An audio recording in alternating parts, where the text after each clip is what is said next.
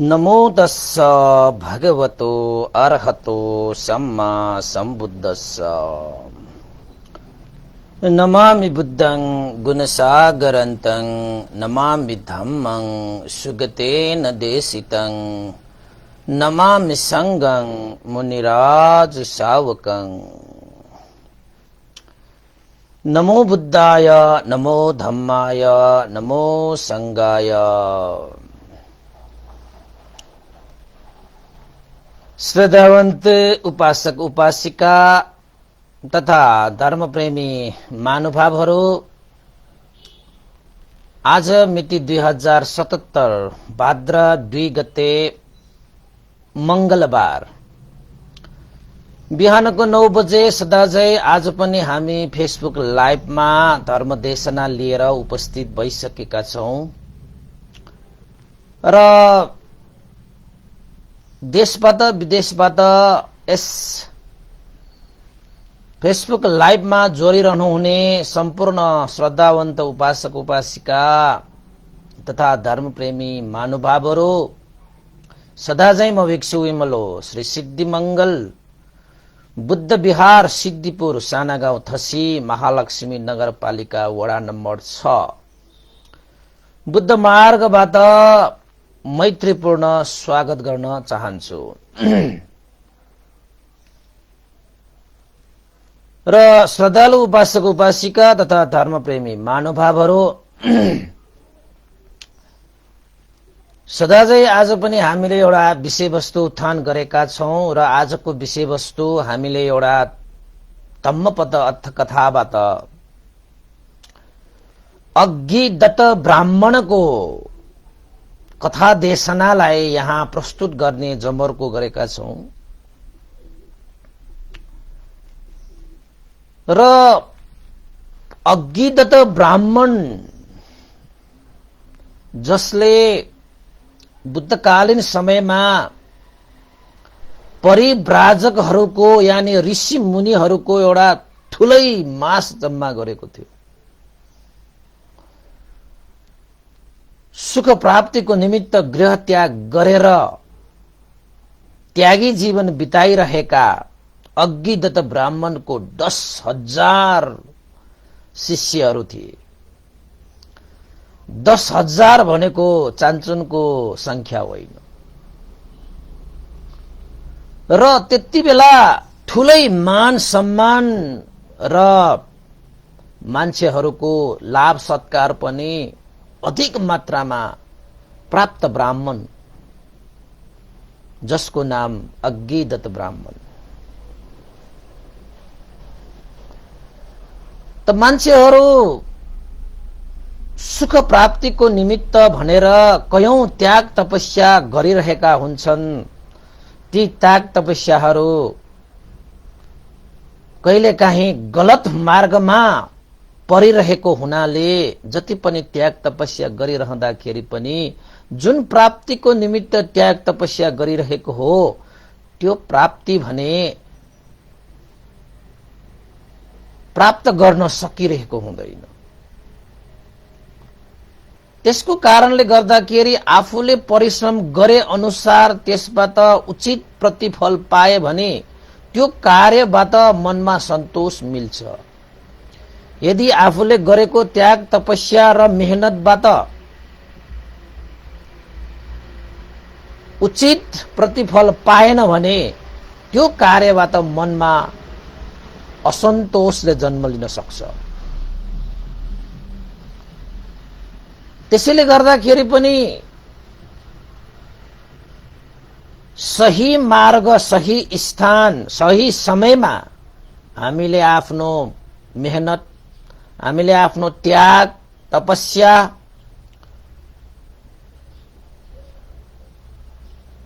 कुशल कर्म गर्नु आवश्यक छ। तपाईको त्याग तपस्या सही स्थानमा परेन, सही समयमा परेन भने पनि त्यो त्याग तपस्याबाट तपाईले प्राप्त हुने आनिशंसबाट तपाईको जीवनमा असन्तोषले बास लिन सक्छ।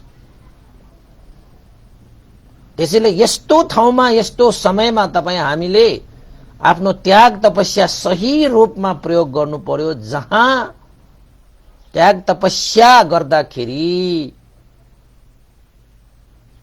मनले चाहेको प्रतिफललाई प्राप्त गरी सन्तोषपूर्वक जीवनयापन गर्न सकोस्। र धर्म कर्मको नाममा पनि मान्छेहरूले कयौं त्याग तपस्याहरू गरिरहेका हुन्छन्।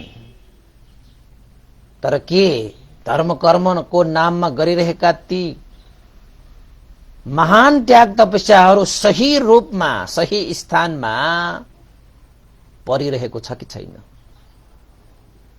त्यो हामीले बुझ्नु आवश्यक छ। यदि तपाईसँग बिउ छ भने त्यो बिउ छर्दाखेरि उर्वरा भूमिमा तपाईले बिउ छर्न सक्नुभयो भने चाहिँ त्यो बिउको महानता तपाईले बुझ्न पाउनुहुनेछ। यदि तपाईसँग बिउ छ तर तपाईले छर्नु भएको त्यो बिउ उर्वरा भूमिमा परेन भने चाहिँ त्यो बिउ छर्दाखेरिको जुन तपाईको परिश्रम लाग्छ त्यो परिश्रम लागे अनुसारको तपाईले फल पाउनु भएन भने त्यो कार्यबाट तपाईले निराशा छाउन सक्छ।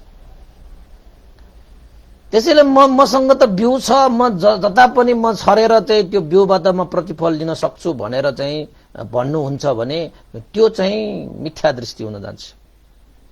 मसँग बिउ छ, म त अब बाटोमा छरेर म चाहिँ अब फल फलाइदिन्छु भनेर तपाईसँग बिउ राम्रो बिउ उत्तम बिउ श्रेष्ठ बिउ हुँदा हुँदै पनि तपाईले त्यो बिउलाई उचित उत्तम श्रेष्ठ उर्वरा भूमि तपाईले रोज्न सक्नु भएन भने चाहिँ तपाईको बिउ पनि नाश हुन्छ, तपाईको परिश्रम पनि खेर जान्छ। त्यसैले एउटा किसानले आफूसँग भएको उत्तम जातको त्यो बिउलाई उत्तम भूमिमा बीजारोपण गरेर आफ्नो परिश्रम अनुसारको प्रतिफल पाएर सन्तोषपूर्वक जीवनयापन गरिरहन्छ। जो किसानले आफूसँग भएको त्यो चाहिँ उत्तम जातको बिउलाई तपाईले बाटोमा छडेर म फलाइदिन्छु भनेर चाहिँ बाटोमा छर्दैन, सुक्खा जमिनमा छर्दैन। उसले जब त्यो बिउ छर्ने स्थान उसले रोज्छ त्यो भूमिलाई पहिला के गर्छ, उर्वरा बनाउँछ। त्यसैले धर्म मात्रै गर्ने भनेर पनि हुँदैन, धर्म त गर्ने हो, बिना धर्म त जीवनको कुनै औचित्य नै छैन। धर्मै चाहिँदैन भन्ने मान्छेहरू त जीवनलाई नै बुझेको छैन। उनीहरूले धर्म बिना त यो संसारको एउटा हावा पनि चल्दैन, पात पनि हल्लिँदैन।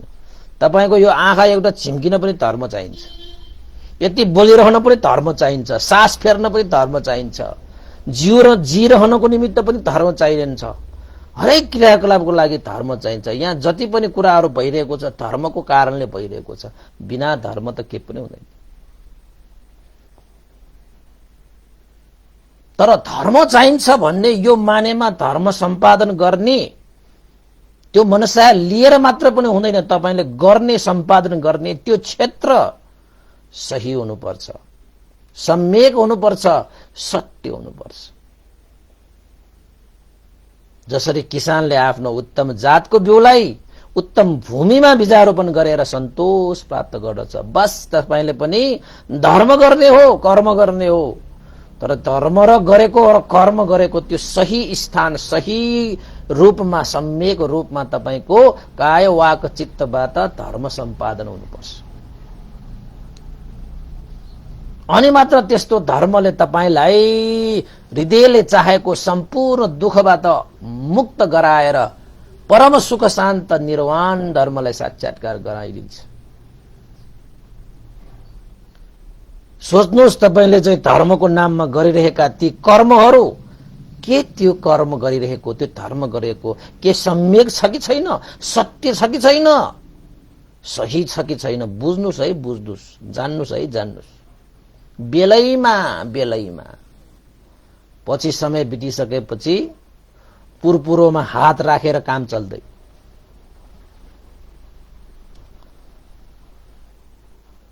र यो अज्ञात ब्राह्मणको विषयमा पनि यस्तै भएको छ।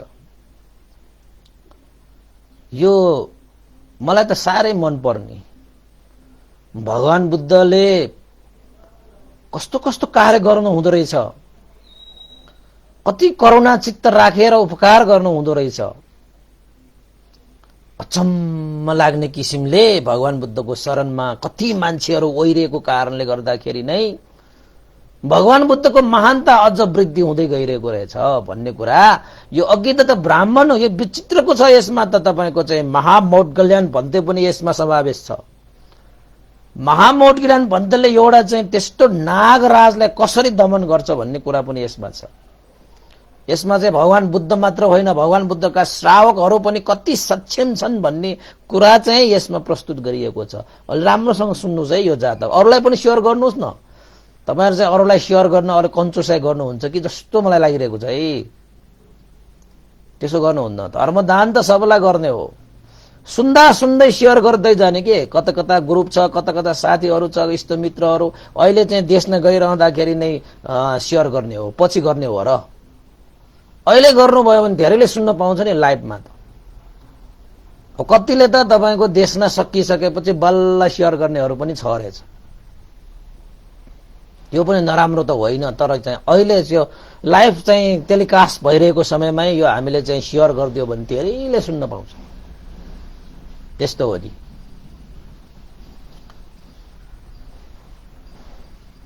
अब यो जातक चाहिँ यो चाहिँ धम्मपद अर्थकथा सुरु हुन्छ। म सुरु गरिहालौँ। अलिकति लामो पनि छ होइन, अलिकति लामो भन्दा धेरै लामो पनि छैन। यसलाई चाहिँ अब ठिक्कको छ।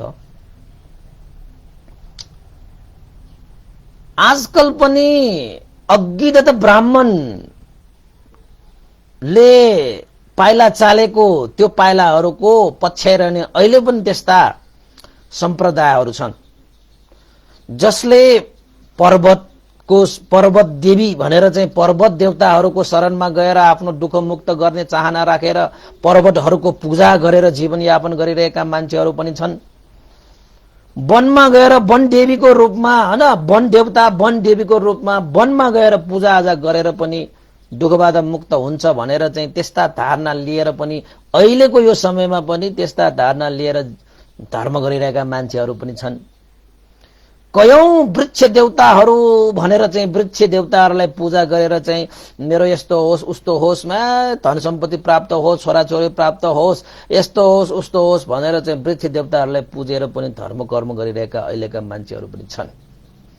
कुनै त्यस्ता चाहिँ आराम वृक्षहरू हैन, ठाउँ ठाउँमा त्यस्ता आरामले बस्न मिल्ने गरी बनाइरहेका त्यस्ता चाहिँ आराम देवताहरू स्थापना गरेर त्यो स्थानमा आरामलेसँग देवताहरूलाई विराजमान गराएर त्यसरी हैन मान्छेहरूलाई बनाइरहेको त्यो स्थानहरूमा गएर पूजाआजा गरेर पनि धर्मसर्म हुन्छ भनेर चाहिँ जीविका यापन गर्ने धर्म कर्म गर्ने मान्छेहरूको घुइँचो अहिले पनि छ। के साँच्चै त्यस्ता पर्वत वन आराम वृक्षहरूको शरणमा गएर हामीले आफ्नो सम्पूर्ण दुःखबाट मुक्त गर्न सक्ने मुक्त हुने सम्भावना छ होला र तपाईहरुको जीवनमा? यसो सोचेर हेर्नुस् त। हामी कता कता चाहिँ पहाडको टुप्पो टुप्पोमा पर्वतमा यहाँ देवता त्यहाँ देवता यो देवता त्यो देवता भन्दै हामीले चाहिँ पर्वत चाहिँ हैन दुःख कष्ट गरेर चाहिँ धर्म कर्म गरिरहेका हुन्छन्। वन जंगल पहाड हिमाल हैन, अब आरामहरू वृक्ष देवताहरू ओहो यस्ता धेरै घटनाहरू पहिला पनि भएर गएका थिए र अहिले पनि छ। र अहिले चाहिँ यस्तो कथाहरू सुन्दाखेरि चाहिँ हामीले अरूको धर्म अरूको संस्कृतिलाई हामीले चाहिँ त्यो चाहिँ अलिकति होच्या जस्तो भन्लान्, तर यो घटनाहरू घटेर गएको त कथाहरू त देशना गर्नु पर्यो नि। त्यस्ता मिथ्या दृष्टिमा परेर धर्म कर्म गराएर जीवन सकाउनेहरूको कमी भगवान बुद्धको पालामा पनि थिएन र अहिले पनि त्यस्ता धर्म सम्पादन गरिरहने हैन अरूको कमी छैन। त्यस्ता धर्म कर्मको पछि लाग्ने मान्छेहरू त्यति बेला पनि कयौं थिए र अहिले पनि छ। र त भगवान बुद्धको यो सम्यक धर्मको मूल्य छ नि त। अब सुरु गरौं। धेरै चाहिँ यो भूमिका नबाडौं हैन। अग्गिदत्त ब्राह्मण कथा देशना सुरु हुन्छ। यो कथा देशना त अब साँच्चै भन्नु पर्दाखेरि भगवान बुद्ध श्रावस्ती जेतवन बिहारमा बसिरहनु भएको बेलामा अग्गिदत्त ब्राह्मण नामक परिव्राजकको विषयमा लिएर यो देशना गर्नु भएको।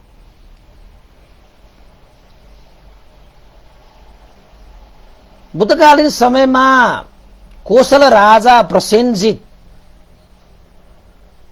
का एकजना पुरोहित थिए। प्रसेनजित महाराज कोशल राजाको पुरोहित, राजपुरोहित बितिसकेपछि त्यो राजपुरोहितको छोरा अग्गिदत्त ब्राह्मण पुरोहित बुबाको स्थानमा राजपुरोहितको रूपमा नियुक्त गरियो। कोशल महाराजले छोरा अग्गिदत्त ब्राह्मणलाई नै पुरोहित बनाए। अब अग्गिदत्त ब्राह्मण आफ्ना पिताले छोडेर गएको जुन स्थानमा बस्दाखेरि चाहिँ कोशल महाराज र आफ्नो पिता चाहिँ समकालीन थियो उमेरमा। कुराहरू अब उमेरले पनि कहिलेकाहीँ कुराहरू चाहिँ अब मेल खाने नमेल हुने त्यस्ता अवस्थाहरू आउन सक्छ। अब उसको छोरा अग्गिदत्त पुरोहित भइसकेपछि कोशल महाराज चाहिँ वृद्ध अवस्थामा पुगिसकेको, अब यो अग्गिदत्त चाहिँ अब युवा अवस्थामा थियो। तैपनि कोशल महाराज यो चाहिँ राजपुरोहितको रूपमा अग्गिदत्त आफूभन्दा कनिष्ठ भए पनि साह्रै नै मान सम्मान गर्थ्यो। राजमहलमा चाहिँ अग्गिदत्त ब्राह्मण आउँदाखेरि राजाले अग्गिदत्त पुरोहित ब्राह्मणलाई चाहिँ खूब आदर गौरवका साथ चाहिँ सेवा सत्कार गर्थ्यो। र अग्गिदत्त ब्राह्मण पुरोहित पनि आफ्ना पिता पुरोहित ब्राह्मण जस्तै पण्डित नै थियो, ज्ञानी नै थियो। त्यसैले पनि मान सत्कार त पाउँछ पनि। समय बित्दै जाँदाखेरि पुरोहित राजपुरोहित भएको कारणले गर्दाखेरि धन धान्य पनि प्रशस्त थियो, कुनै कमी थिएन। अब त्यति बेलाका जातीय रूपमा पनि उच्च कुलीन भन्नु पर्यो। ज्ञान विज्ञानको हिसाबबाट पनि श्रेष्ठ नै थियो। त उसले एक दिन के सोच्यो त भन्दाखेरि मेरा पिता चाहिँ कोशल राजा प्रसेनजितको समकालीन भएको कारणले धेरै कार्यविधिमा चाहिँ मन मिलेको हुन्छ। यस्ता उमेरले समकालीनहरूसँग कार्य गर्दाखेरि चाहिँ अति नै सजिलो, विचार विमर्श पनि मिल्ने र आफू जवान भएको कारणले गर्दाखेरि पनि राजाको र आफ्नो सोच विचारहरू चाहिँ अलिकति फरक हुनु स्वभाव पनि हो। त उसले एक दिन के सोच्यो त भन्दाखेरि यो राज्य भनेको त धेरै दोषहरूले युक्त भएको स्थान, मेरा पिताले यत्रो चाहिँ यो राज्यमा बसेर यत्रो राजपुरोहितको रूपमा काम गरेर थुप्रै धन सम्पत्तिहरू कमाए, आखिरमा बितेर जानुभयो। बितेर गइसकेपछि मेरा पिताको के स्थान भयो र? के पनि स्थान भएन। राजपुरोहित भएर कमाएको त्यत्रो धन सम्पत्ति पनि एउटा हैन एक पैसा पनि लिएर गएन। र यो राज्यमा पनि थुप्रै दोषै दोषले चाहिँ घेरिरहेको हुन्छ। समकालीन रूपमा कार्य गर्न चाहिँ उत्तम रहेछ। म चाहिँ यो राजासँग कार्य चाहिँ नगरौं, अरु नै समकालीन कुनै चाहिँ ब्राह्मण पुरोहितलाई राखेर गर्न लगायो भने राजालाई पनि सजिलो, गर्नेलाई पनि सजिलो। मलाई त यो राज्यमा दोषहरू धेरै देखिएको कारणले गर्दाखेरि राज्य नै त्यागेर म त प्रवजित भएर जाउँ, यो गृहस्थी जीवन भन्दा त त्यागी जीवन चाहिँ साह्रै आनन्द सुखदायक हुन्छ। आखिरमा मरिलानु के छ र, मेरा पिता पुरोहित ब्राह्मणले राजपुरोहित भएर त्यत्रो धन सम्पत्ति जम्मा गएर मरेर जाँदाखेरि के पनि लिएर गएन त।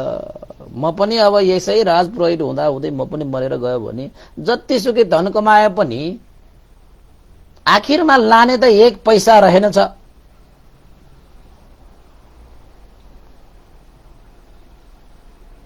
मेरा पिताले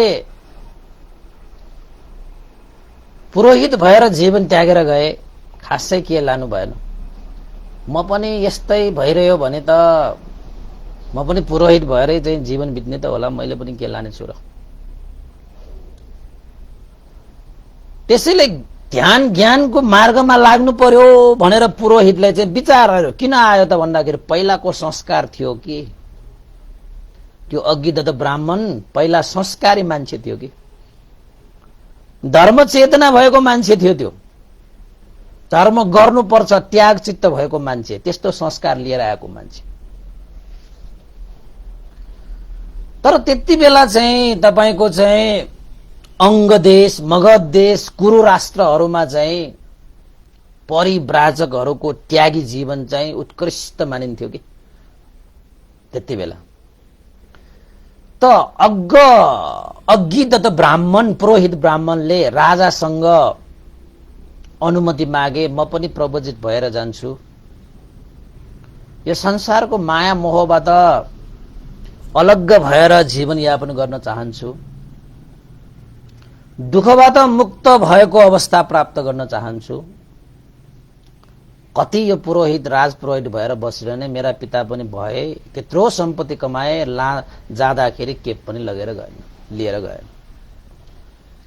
महाराज मलाई अनुमति दिनुहोस्, म पिताले छोडेर गएको त्यो धन सम्पत्तिबाट पुण्य आर्जित गरेर सबैलाई दान प्रदान गरेर म त त्यागी भएर जान्छु भनेर कोशल महाराज प्रसेनजितलाई अनुमति लिएर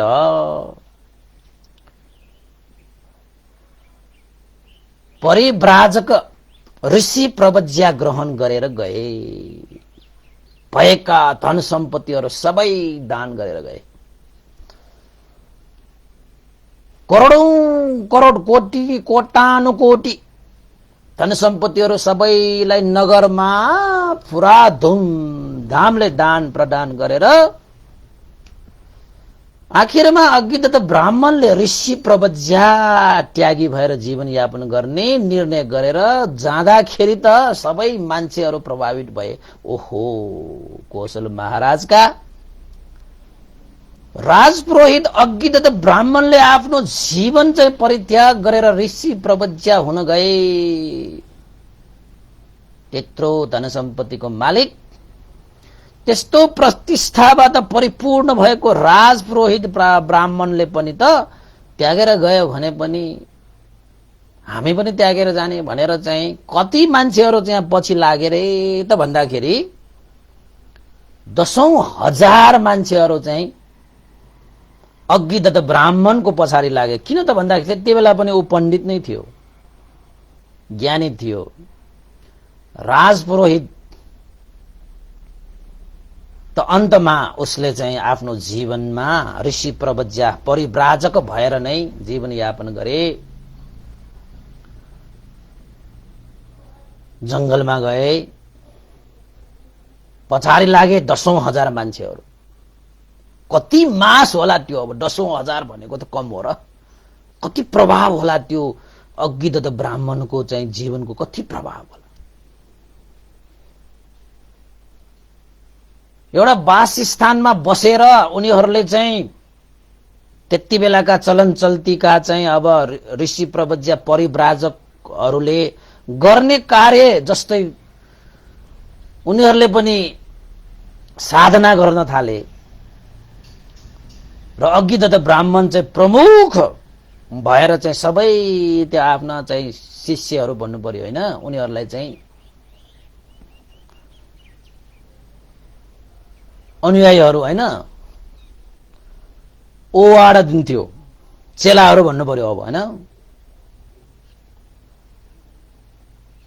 पर्वत देवको शरणमा जाऊ, पर्वतलाई पूजा गर, वन देवतालाई पूजा गर, वनको शरणमा जाऊ, आराम चैत्यको पूजा गर, आराम चैत्यको शरणमा जाऊ, वृक्ष देवताहरूलाई सम्मान गर, सत्कार गर, वृक्ष देवतालाई मान सत्कार गरेर उनीहरूको पूजा गर, यिनीहरूको शरणमा जाऊ भनेर चाहिँ आफ्ना चेलाहरूलाई चाहिँ त्यसरी ओवाद दिन्थ्यो भनेको धर्म देशना गर्थ्यो। अब त्यति बेलाका चलन चल्तीमा भएको कुराहरू नि पहाड पर्वतको शरणमा गएर आफ्नो जीवनलाई सुखमय शान्तिमय बनाउनको निमित्त त्यो मार्ग पनि थियो त्यति बेला।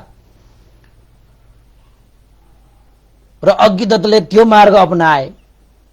वन जंगल आराम वृक्षहरूको शरणमा गएर कतिले त दुःख हरण भएर जाओस् भनेर, कतिले सुख प्राप्त होस् भनेर, कतिले चाहिँ मेरो सन्तान प्राप्त होस् भनेर, कतिले धन प्राप्त होस् भनेर, कतिले रूप प्राप्त होस् भनेर, कतिले सुख शान्ति प्राप्त होस् भनेर त्यसरी चाहिँ पर्वत वन आराम वृक्षहरूको शरणमा अग्गिदत्त ब्राह्मण आफू पनि त्यसरी चाहिँ शरणमा गएका र आफ्ना अनुयायीहरूलाई पनि आफ्ना चेलाहरूलाई पनि त्यही शरणमा बाटोमा चाहिँ पाइला चलाउन लगाए र जति पनि त्यो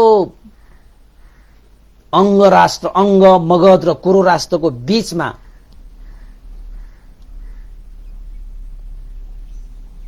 बसेर ती स्थानका अनुयायीहरूलाई पनि त्यस्तै उपदेश दिन्थे।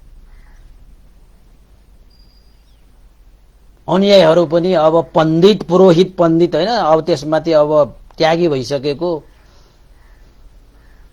उसकै ओवाड अनुसार निर्देशन अनुसार ती मान्छेहरू पनि धर्मको नाममा पर्वतको शरणमा जाने, वनको शरणमा जाने, आरामको शरणमा जाने, वृक्ष देवहरूको शरणमा गएर आफूहरूले चाहेको इच्छा आकांक्षा पूरा गर्ने, दुःखबाट मुक्त हुने आशिका गर्दै त्यस्तो शरणमा गएर जीवनयापन गर्न थाले।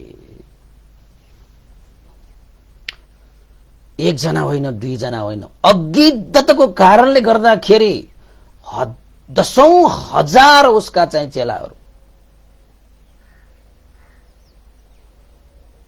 सबका सबले चाहिँ त्यही पर्वत वन जंगल वृक्षहरूको शरणमा गएर अरूलाई पनि त्यही शरणमा पठाएर त्यति बेला अंग मगध कुरु राष्ट्रको बीचमा ती परिव्राजकहरूले जीविका गरिरहेका थिए। र त्यति बेला भगवान बुद्ध पनि श्रावस्ती जेतवन बिहारमा विराजमान हुनुहुन्थ्यो।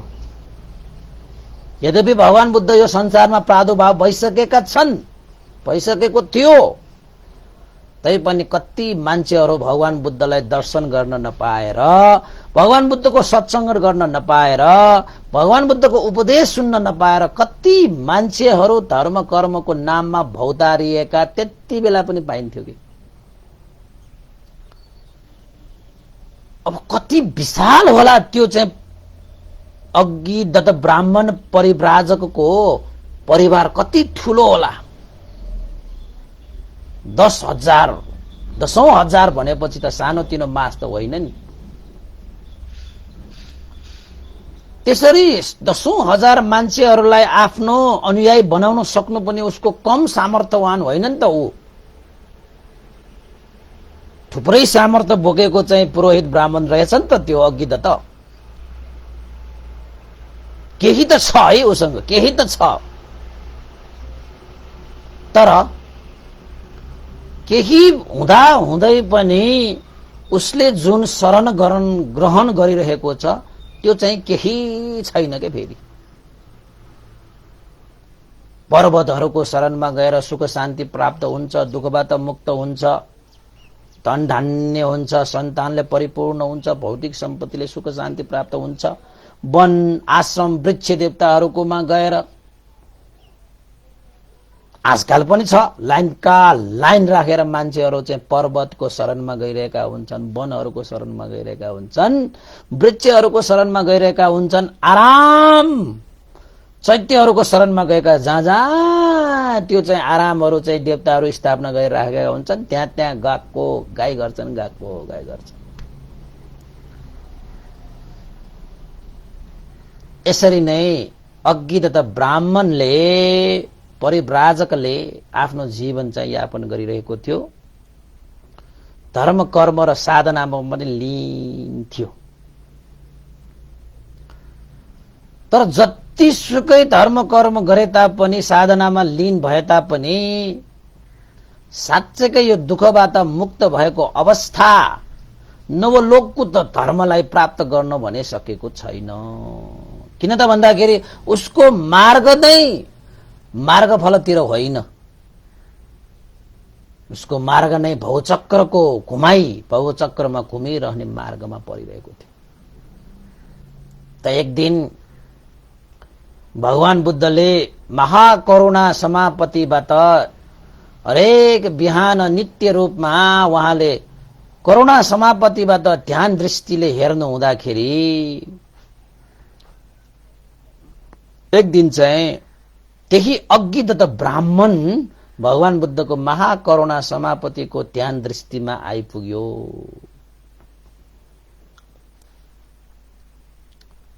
र भगवान बुद्धले ओहो यो अज्ञात ब्राह्मण साह्रै ठूलो पारमिताले पूर्ण भएको अज्ञात ब्राह्मण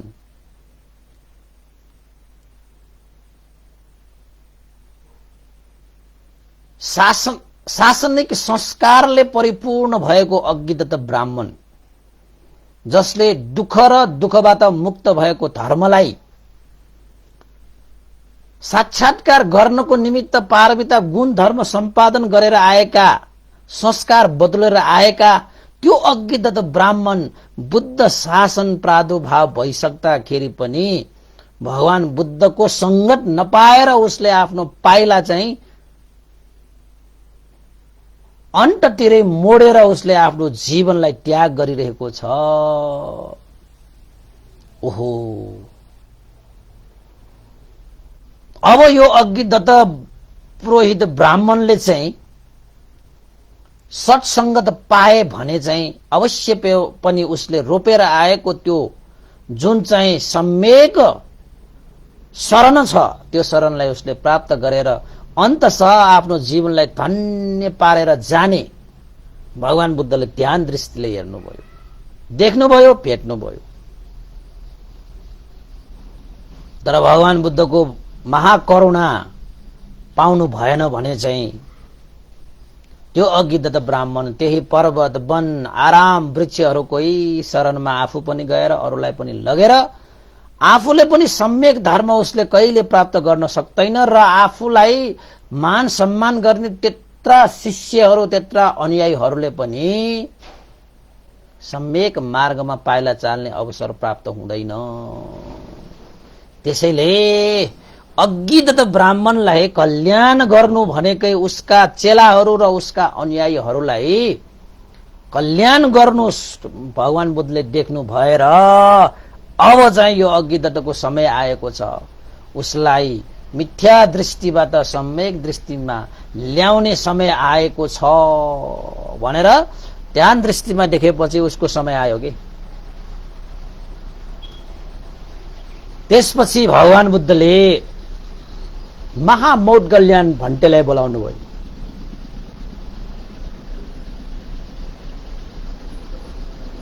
किन त भन्दाखेरि समय आइसकेको छ अहिले चाहिँ।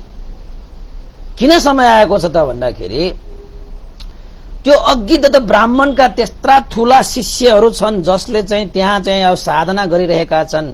अज्ञात ब्राह्मणले चेलाहरूलाई के भन्थ्यो त भन्दाखेरि पर्वतको शरणमा जाऊ, वनको शरणमा जाऊ, आराम चैत्यको शरणमा जाऊ, वृक्ष देवताको शरणमा जाऊ। यस्तो साधना गरिरहेको बेलामा हे शिष्यहरू तिमीहरूको मनमा कुनै पनि त्यस्तो अकुशल चेतनाहरू, काम रागादि आदि अकुशल चेतनाहरू हृदयमा वृद्धि भयो भने, एकपल्ट वृद्धि भयो भने एकपल्ट एक मुट्ठी बालुवा ल्याएर यो ठाउँमा खसाल भनेर एउटा साधना गर्ने स्थानको एउटा चाहिँ उचित स्थानमा एउटा चाहिँ बालुवा एक मुट्ठी राख्ने चलनै बनाइदिएछ कि।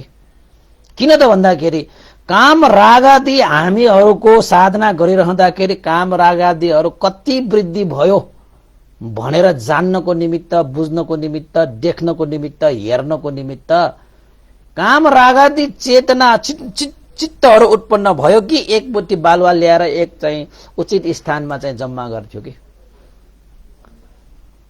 त्यसरी अभ्यास गरिरहेका देखाउन पाउँथ्यो कि चेलाहरूलाई, हेर कति हाम्रो चाहिँ काम रागादिहरू कति वृद्धि भइरहेको छ, कति क्षति भइरहेको छ भन्ने कुरा देखाउनको निमित्त।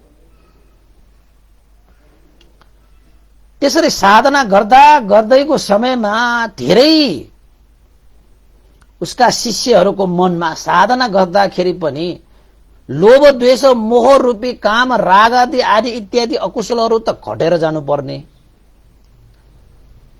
तर तिनीहरूको शरण नै तपाईको चाहिँ लोभ द्वेष मोहलाई निर्मूल पार्ने मार्ग नभएको कारणले गर्दाखेरि साधना गरिरहँदाखेरि पनि उनीहरूको मनमा काम रागादि अकुशल चेतनाहरू चित्तहरू वृद्धि भएको कारणले गुरुको आज्ञा अनुसार चेलाहरूले पनि जब जब आफ्नो यो हृदयमा चाहिँ काम रागादि अकुशल चेतनाहरू अकुशल चित्तहरू वृद्धि हुन्छ तब तब उनीहरूले एक मुट्ठी बालुवा ल्याएर चाहिँ गुरुको आज्ञा अनुसार जुन स्थानमा त्यो चाहिँ एक मुट्ठी बालुवा राख्ने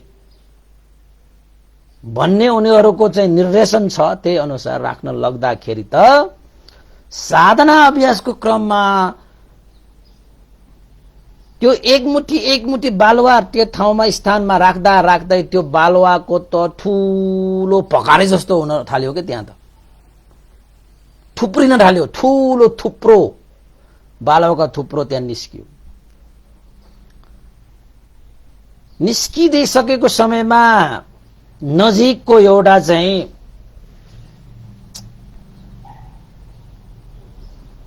त्यो बालुवाको थुप्रोमा अहिछत्र नामक नागराजले त्यो बालुवामा बास लिन आयो। साह्रै डरलाग्दो नागराज, साह्रै डरलाग्दो नागराज।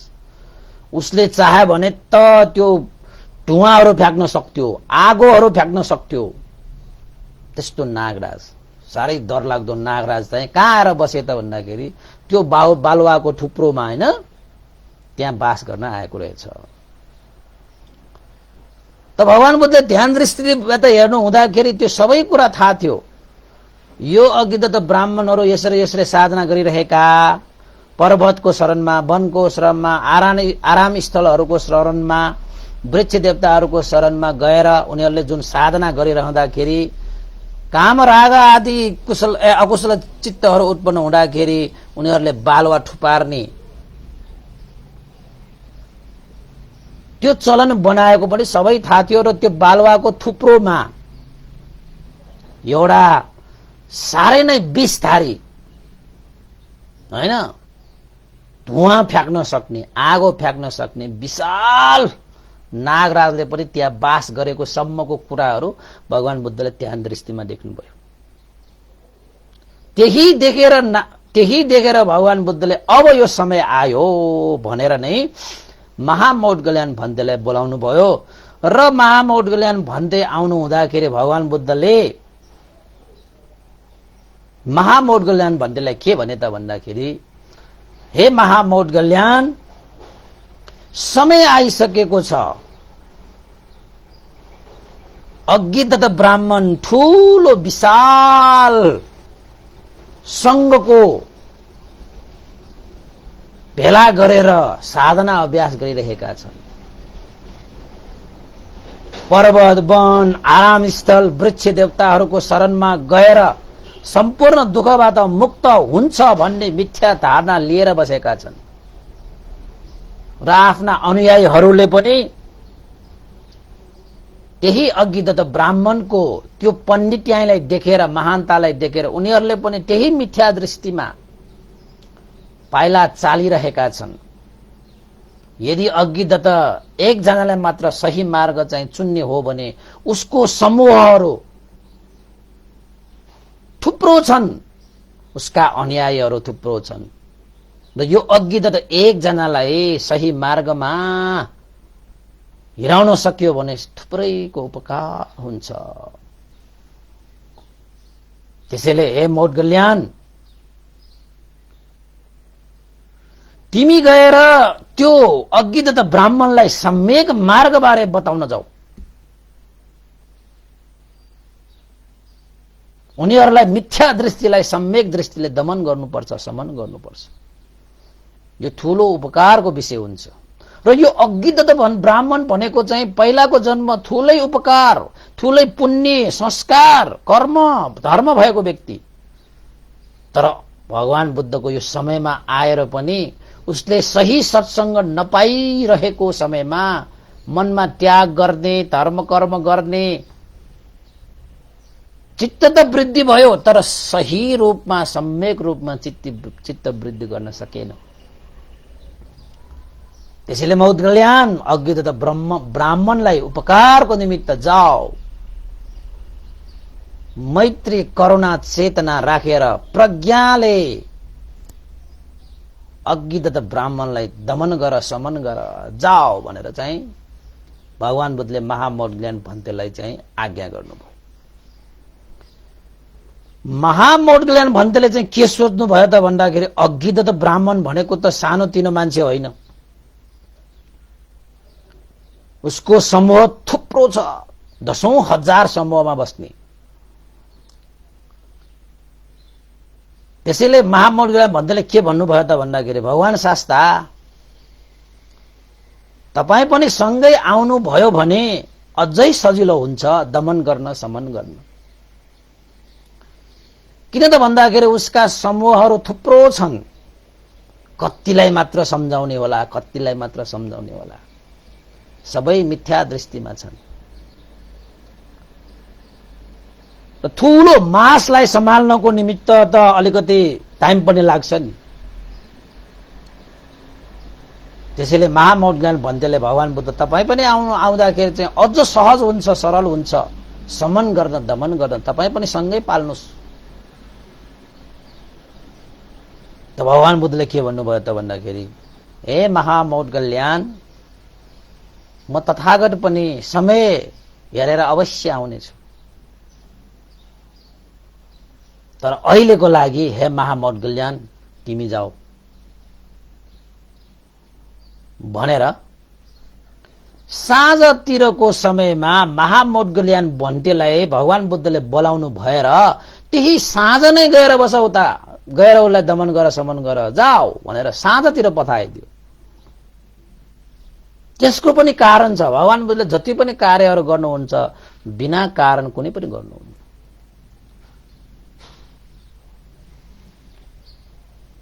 त्यसपछि भगवान बुद्धको आज्ञा अनुसार महामौदगल्याण भन्तेले पनि भगवान शास्ता, तपाईको आज्ञा लिएर अवश्य म जान्छु, समय उपयुक्त समयमा तपाईं पनि अवश्य पाल्नु होला भनेर चाहिँ महामौदगल्याण भन्तेले प्रार्थना गरेर महामौदगल्याण भन्ते अंग मगध कुरु राष्ट्रको बीचमा निवास गर्ने ती अज्ञदत्त ब्राह्मणको त्यो सम्प्रदायमा, ऋषि परिव्राजकहरूको सम्प्रदायमा मौदगल्याण भन्ते जानुभयो। जाँदाखेरि बीचमा उहाँले चाहिँ के सोच्नुभयो त भन्दाखेरि उसको समूहहरू थुप्रो छ त, एकैचोटि सम्झाउँदाखेरि सबै मान्छेहरूले हुलमुल गरे भने सम्झाउन नै गाह्रो हुन्छ। त्यसैले मैले त सरासर गएर अज्ञदत्त ब्राह्मणलाई नै सम्झाउने हो, एक्लै बसेर मजाले त्यो गुरुलाई नै सम्झाएपछि त सकिहाल्यो नि भनेर मनसाय राखेर महामौदगल्याण भन्तेले आफ्नो रिद्धि बलको शक्तिले बादलहरू आकाशमा जम्मा पारेर त्यहाँ चाहिँ के गरिदियो त पानी पारिदियो कि पानी परिसकेपछि अग्निदत्त ब्राह्मणका शिष्यहरू चाहिँ पानीको कारणले गर्दाखेरि सबै आफ्नो कुतीमा छिर्न थाल्यो। छिर्न थालिसकेपछि त्यहाँ पानीको कारणले त्यहाँ हुलमुल त अब भएन नि। त्यसपछि महामौगल्यान भन्थे बिस्तारै त्यहाँ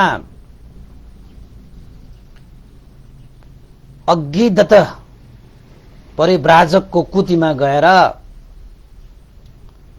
महामौगल्यान भन्तेले चाहिँ हे अग्निदत्त, हे अग्निदत्त, हे अग्निदत्त भनेर बोलाएछ कि।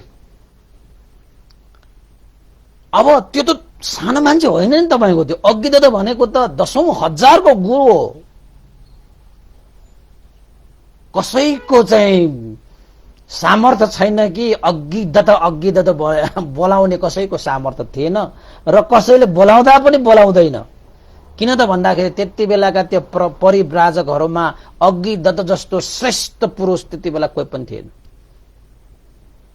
दशौं हजारको गुरु भनेपछि सानोतिनो त भएन नि, होइन। सबैले मान सम्मान गर्ने र त्यहाँका बस्तीमा, होइन, अङ्ग मगध कुरु राष्ट्रको त्यो साराका सारा अनुयायीहरूले हरेक महिनामा आएर उनीहरूलाई यति लाभ सत्कार पूजा सत्कार गरेर जान्थ्यो। बाबा उसको चाहिँ छुट्टै किसिमको समुदाय थियो कि, छुट्टै किसिमको प्रभाव थियो कि अग्निदत्त ब्राह्मणको। परिव्राजक भन्नु पर्यो। त्यसपछि आफ्नो कुतीबाट भित्रबाट त्यो अग्निदत्त त्यो ब्राह्मण परिव्राजक ब्राह्मणले के सोचे त भन्दाखेरि ओहो संसारमा मेरो नाम लिएर चाहिँ पुकार्ने त कोही पनि थिएन, आज को आयो चाहिँ मलाई मेरो नामबाट बोलाएर चाहिँ को आएछ आज भनेर चाहिँ कुतीबाट बाहिर आएर यसो हेर्यो। को हो तिमी? मेरो नाम लिएर बोलाइरहेका छौ, को हो तिमी? के चाहियो तिमीलाई? कति कामले आयो भनेर आदि इत्यादि चोकिएर के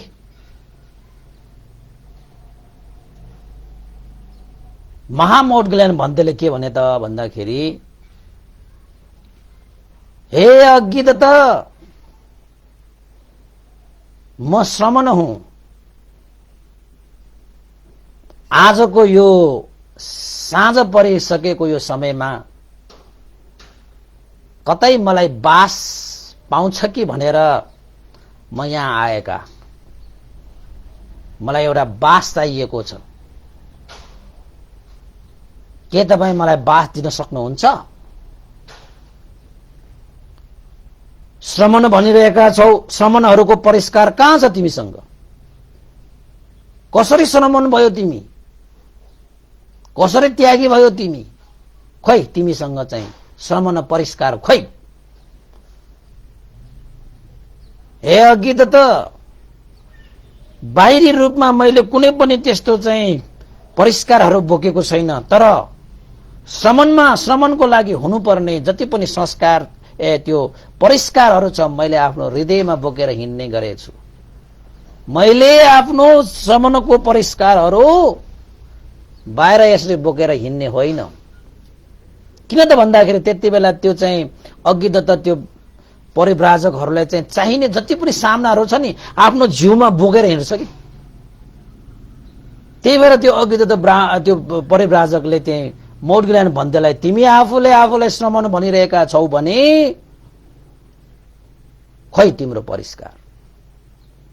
मेरो परिष्कार मेरो हृदयमा राखेको छु। मैले हृदयभित्र आफ्नो परिष्कार राखेर बोकेर हिँड्ने गरेको छु। हे अग्निदत्त, देऊ मलाई आजको यो रात मलाई बास देऊ। यहाँ छैन यहाँ बास के पनि छैन। यहाँ सबैको लागि एउटा एकजना चाहिँ श्रमणको लागि एकजना परिव्राजकको लागि एउटै मात्र कुती छ र यो जति पनि कुतीहरू छन् दशौं हजार कुटी छन्। यो दशौं हजार कुतीमा सबै कुतीमा बसिरहेका छन्। ठाउँ छैन यहाँ, ठाउँ दिन सक्दैन। बडा आफ्नो परिष्कार नै आफ्नो हृदयमा बोकेर हिँड्ने गरेका छौ भनेर भन्ने। श्रमणहरूको चिनोको रूपमा हुनुपर्ने बहिष्कार नै नभएको मान्छेलाई म यहाँ राख्न सक्दिनँ। मोडज्ञान भन्तेले भन्नुभयो,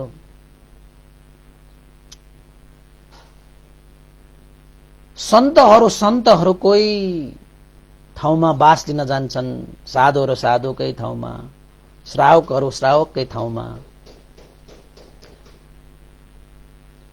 हैन? चराचुरुङ्गीहरू पशुपन्छीहरू पनि बास चाहिएको अवस्थामा आफ्नै सम्प्रदायमा गएर बास माग्न जान्छ। आज मैले पनि तपाईसँग आफ्नै सम्प्रदाय हो भनेर तपाई पनि त्यागी म पनि त्यागी, त्यही भएर त्यागी एकजना त्यागीले एकजना त्यागीसँग एक रातको लागि बास लिन आउँदाखेरि के नकार्नु मिल्दा र?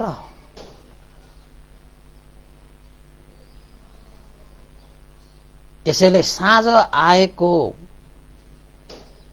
पाहुनालाई त गृहस्थीहरूले पनि बास दिन्छ भने तपाई त यत्रो सम्प्रदाय यस्तो समूहको गुरु,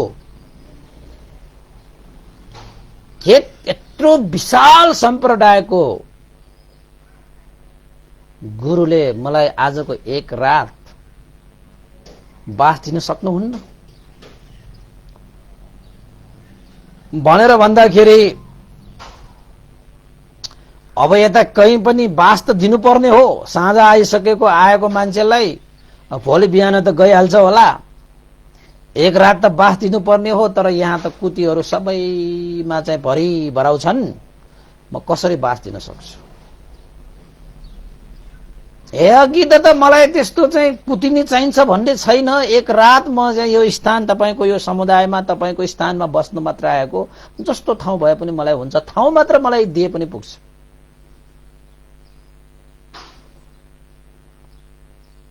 त अघि दत्तले के भने त भन्दाखेरि अब ठाउँ त यहाँ चाहिँ कहीँ पनि छैन, हामीले चाहिँ एउटा त्यो बालुवा एकमुठी जम्मा पार्ने बालुवा ठुपार्ने ठाउँ त्यही छ एउटा, अरु हामीसँग कुनै पनि त्यस्तो ठाउँ नै छैन। त्यही एउटा ठाउँ हो। त्यो ठाउँ पनि अलिकति भयानक ठाउँ छ। फेरि मोडज्ञान भन्तेले के भने त भन्दाखेरि, हे अघि त त्यो बालुवा राखेको, बालुवाको थुप्रो राखिएको त्यो ठाउँमा भए पनि मलाई बास दियो। आखिर मैले एक रात त बिताउनु छ, के छ र त्यसमा? मलाई त्यही स्थान भए पनि मलाई दियो। अनुमति बिना म यो स्थानमा, तपाईको यो जुन क्षेत्र छ, अनुमति बिना यो क्षेत्रमा म बस्न सक्दैन। तपाईको अनुमति भए त्यही बालुवामा भए पनि, बालुवाको थुप्रो छ नि,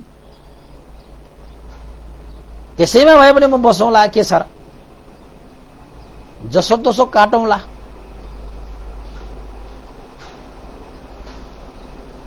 त्यसपछि अघि त त्यो परिव्राजकले के भने त भन्दाखेरि, तर त्यो बालुवामा अहिछत्र नागराज बास गर्दछ। फेरि हाम्रा चेलाहरू परिव्राजकहरू त बस्दैन त्यो स्थानमा, तर त्यहाँ चाहिँ अहिछत्र नामक विशालो डरलाग्दो भयंकर नागराज त्यहाँ बस्छ। तिमी त्यहाँ गएर बस्न सक्दैनौ, प्राण जाने भएछ।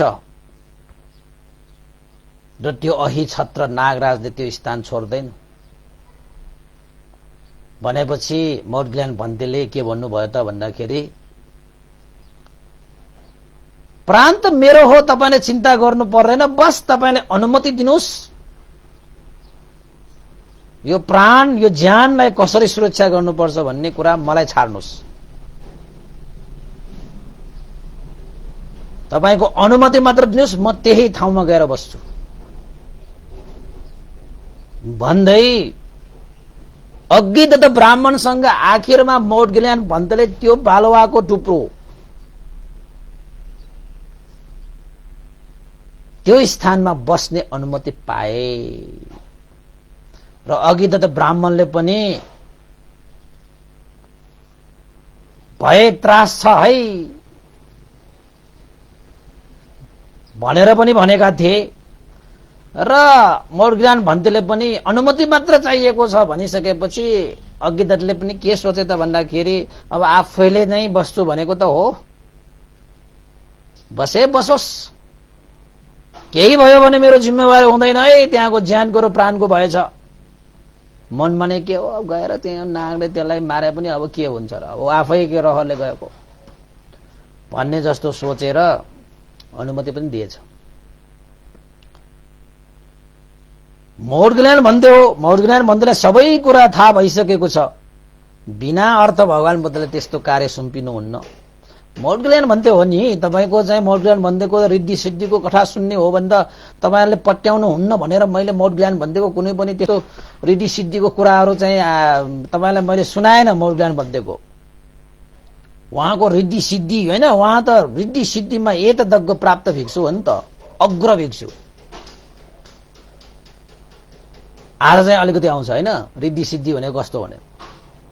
त्यसपछि मौडगिल्यान भन्ते त्यही नागराज हैन, अहि छत्र नागराज भएको त्यो बालुवाको त्यो ढुङ्ग्रो हैन, बालुवाको थुप्रोमा गएछ। जाँदै गर्दाखेरि त्यो बालुवामा चाहिँ नागराज बस्थ्यो नि। उसले चाहिँ के सोच्यो त भन्दाखेरि यो श्रमण त मेरो पछाडि आइरहेको, मेरै स्थानमा आइरहेको छ, के यसलाई ज्यान र प्राणको माया छैन र मेरोमा आउनको लागि? के उसले थाहा छैन यहाँ अहि छत्र नागराज बस्छ भनेर? यसलाई मेरो स्थानमा पाइला मा टेक्नु त के, टाढैबाट यसलाई म सकाइदिन्छु, आज यसको प्राण लिइदिन्छु, यसको ज्यान लिन्छु। म बडा फुर्ती गरेर चाहिँ मेरो स्थानमा आइरहेको छ ल भनेर चाहिँ त्यो अहि छत्र नागराजले त मौडगिल्यान भन्तेलाई आफ्नो बसमा लिनको निमित्त हैन, प्राण ज्यानसम्म लिनको निमित्त धुवा फ्याकेर ल्यायो कि। धुवा तपाईको चाहिँ छ नि फुरुरुरुरुरुरुरु धुवा फ्याक्ने कि। त्यो धुवाले पएपछि सास फेर्न गाह्रो भइसकेपछि जस्तो सुकै प्राणी पनि मर्थ्यो, बेहोस हुन्थ्यो। विषयुक्त त्यो धुवा चाहिँ त्यो अहि छत्र नागराजले फ्याकेर बनाउँदाखेरि महामौडगिल्यान भन्तेलाई थाहा थियो पक्कै पनि यो नागराजले केही न केही गर्छ। त्यसपछि महामौडगिल्यान भन्तेले पनि आफ्नो रिद्धि बलको प्रयोग गरेर चाहिँ आफ्नो शरीरबाट पनि पुरै त्यो धुवाहरू फ्याकेर पठाए।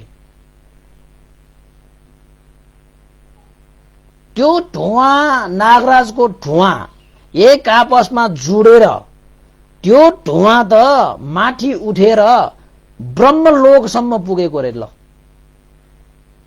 देवलोक 6 वटा छ, ब्रह्मलोक 20 वटा छ, रूपलोक भनेर चाहिँ तपाईको 16 वटा, अरूपलोक भनेर चाहिँ 4 वटा।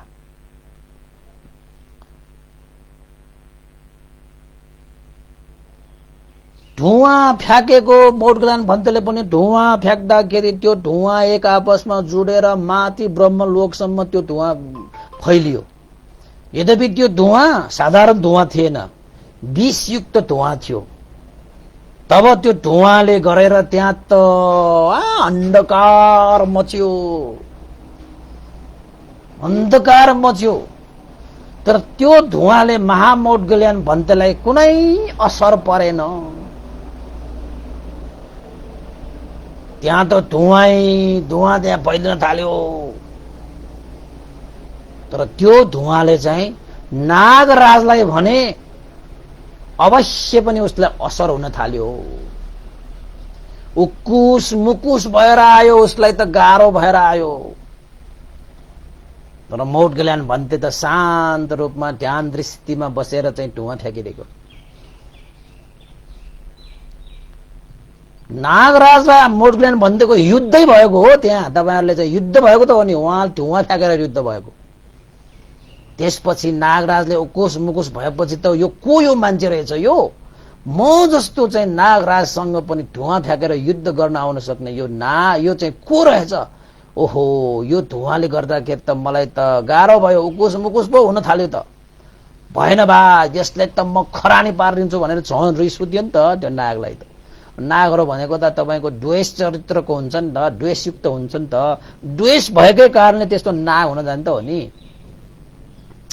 त्यसपछि त्यसले सोचेछ अब होइन, अब धुवा फ्याँकेर मात्र भएन, यसलाई त म अब चाहिँ आगो नै फ्याँकेर यसलाई चाहिँ अब म खरानी बनाइदिन्छु भनेर आँखा ठुलो ठुलो नपारेर त्यो नागले त अब चाहिँ के पठाएछन्, अग्नि पठाएछ, हुरुरुरुरुरुरुरुरु अग्निहरू पठाएछ।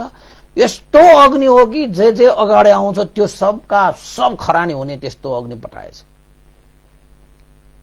त्यसपछि मोडग्ल्यान्ड भन्टेले पनि ओहो यसले चाहिँ आगो पठाएछ, ल ठिक छ, यसले चाहिँ कोसँग चाहिँ सामना गरिरहेको छ भन्ने कुरा पनि बिर्सेको रहेछ।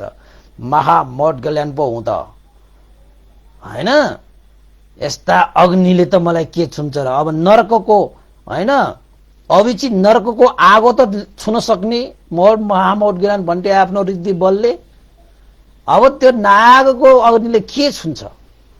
त्यसपछि त महामोडग्ल्यान्ड भन्टेले पनि आफ्नो शरीरबाट अग्निहरू पठाएछ। त्यो अग्नि जुडेर तपाईको त्यो अग्निहरू माथि उठेर चाहिँ कहाँसम्म पुगे त भन्दाखेरि ब्रह्मलोकसम्म पनि त्यो अग्निहरू गएको रे। ल कति शक्तिशाली होला दुई बीचमा त्यो अग्निहरूको युद्ध भएको। ल पुरै त्यो स्थान त अग्निले भराउ भइसकेपछि त महामोडग्ल्यान्ड भन्टेलाई पनि अग्निले त्यहाँ चाहिँ छोपिसकेको छ, त्यहाँ नागलाई पनि छोपिसकेको छ हैन। त्यहाँका त्यो चाहिँ अग्निदत्त ब्राह्मणले चाहिँ परिव्राजकले के सोचे त भन्दाखेरि मैले भन्दै चाहिँ त्यहाँ बालुवाको थुप्रोमा गएछ। ल अब नागराज रिसाए होलान्, नागराजले अग्निले यो चाहिँ हैन श्रमणलाई चाहिँ अब खरानी बनाउने भइदियो। अब खरानी बनाउने भयो, आगो यत्रो निकालिदिसक्यो। त्यो अग्निदत्त परिव्राजक ब्राह्मणले त सोचेकै थिएन कि अब त्यो अब श्रमण हैन उसले कसरी आगो निकाल्छ। त्यो आगो सबै निकालेको चाहिँ अब त्यो नागले निकालेको भन्न ठानेर अब होस्, अब ठिकै भयो। बडा मलाई चाहिँ नाम लिएर बोलाउन आउने, बडा श्रमण भनेर बहिष्कारै कहिले पनि लिएर नआउने, ठाउँ चाहियो भनेर भन्ने, त्यस्तो ठाउँ भनेर भन्दै पनि नमानिकन गएर आखिरमा ज्यानै फालेछ। ल के त्यसकै होस्, अब उसले भनेकै थियो त्यो जिम्मा मेरो, मलाई अनुमति मात्र चाहिएको भनेको हो त हो, मैले अनुमति पनि दिएँ। अब उसले जे गर्यो उसले त्यही भोग्यो भन्दै चाहिँ अग्निदत्त परिव्राजक चाहिँ आफ्नो कुटीमा गए। तर उता भने चाहिँ घनघोर युद्ध भइरहेको छ, आगो डन्टी बलिरहेको छ। तर त्यो आगोले महामोडग्ल्यान्ड भन्तेलाई त शीतल भएछ। तर त्यही आगोले त्यो अहिछत्र नागराजलाई यस्तो पोल्यो कि छटपटिनु सिवाय उसकोमा कुनै पनि विकल्प भएन। र छटपटिँदै उसले के सोचे त भन्दाखेरि अवश्य पनि यो श्रमण साधारण श्रमण चाहिँ होइन, धुवा मात्रै होइन, आगोलाई पनि स्वीकार्न सक्ने यो श्रमण सानोतिनो श्रमण पक्कै होइन। ओहो मलाई त यहाँ आकुल व्याकुल भए, मलाई त कुसमुकुस भए। यस्तै बसिरहने हो भने मेरो प्राणसम्म पनि जान सक्छ, ज्यानसम्म पनि जान सक्छ। त्यो श्रमणलाई ज्यान लिन्छु, प्राण लिन्छु, उसलाई खरानी बनाउँछु भन्दै आज त मनै खरानी हुने परिस्थिति आयो है। लौन्न अब के गरे, ज्यान बचाउनु पर्यो। हे श्रमण तिमी को हो? यस्तो अग्निलाई पनि शीतल मानेर बस्न सक्ने तिमी को हो? मेरो त यहाँ प्राण लान लागिसक्यो, ज्यान जान लागिसक्यो। हे नागराज, म सम्यक सम्बुद्ध तथागत भगवान शास्ताको बायाँ हात अग्र, हैन, रिद्धि सिद्धिमा अग्र मौद्गल्यान महास्तवीर भन्थ्यो। ज्यानको माया छ, प्राणको माया छ भने मलाई यो स्थान छाडिदेऊ, म यो स्थानमा बस्न आएका। अहिले पनि समय छ, आफू चाहिँ खरानी हुने हो कि त्यो स्थान छाडिदिने। आफ्नो खेर चाहन्छौ भने मेरो प्रस्ताव स्वीकार भनेर चाहिँ मौद्गल्यान भन्तेले भनिसकेपछि त्यो अहि छत्र नागराजमा कुनै अर्को विकल्प छैन सिवाय त्यो स्थानलाई छोडिदिने। त्यसपछि त्यो नागराजले ओहो महामौद्गल्यान भन्टे, तपाईलाई मेरो कोटि कोटि प्रणाम छ।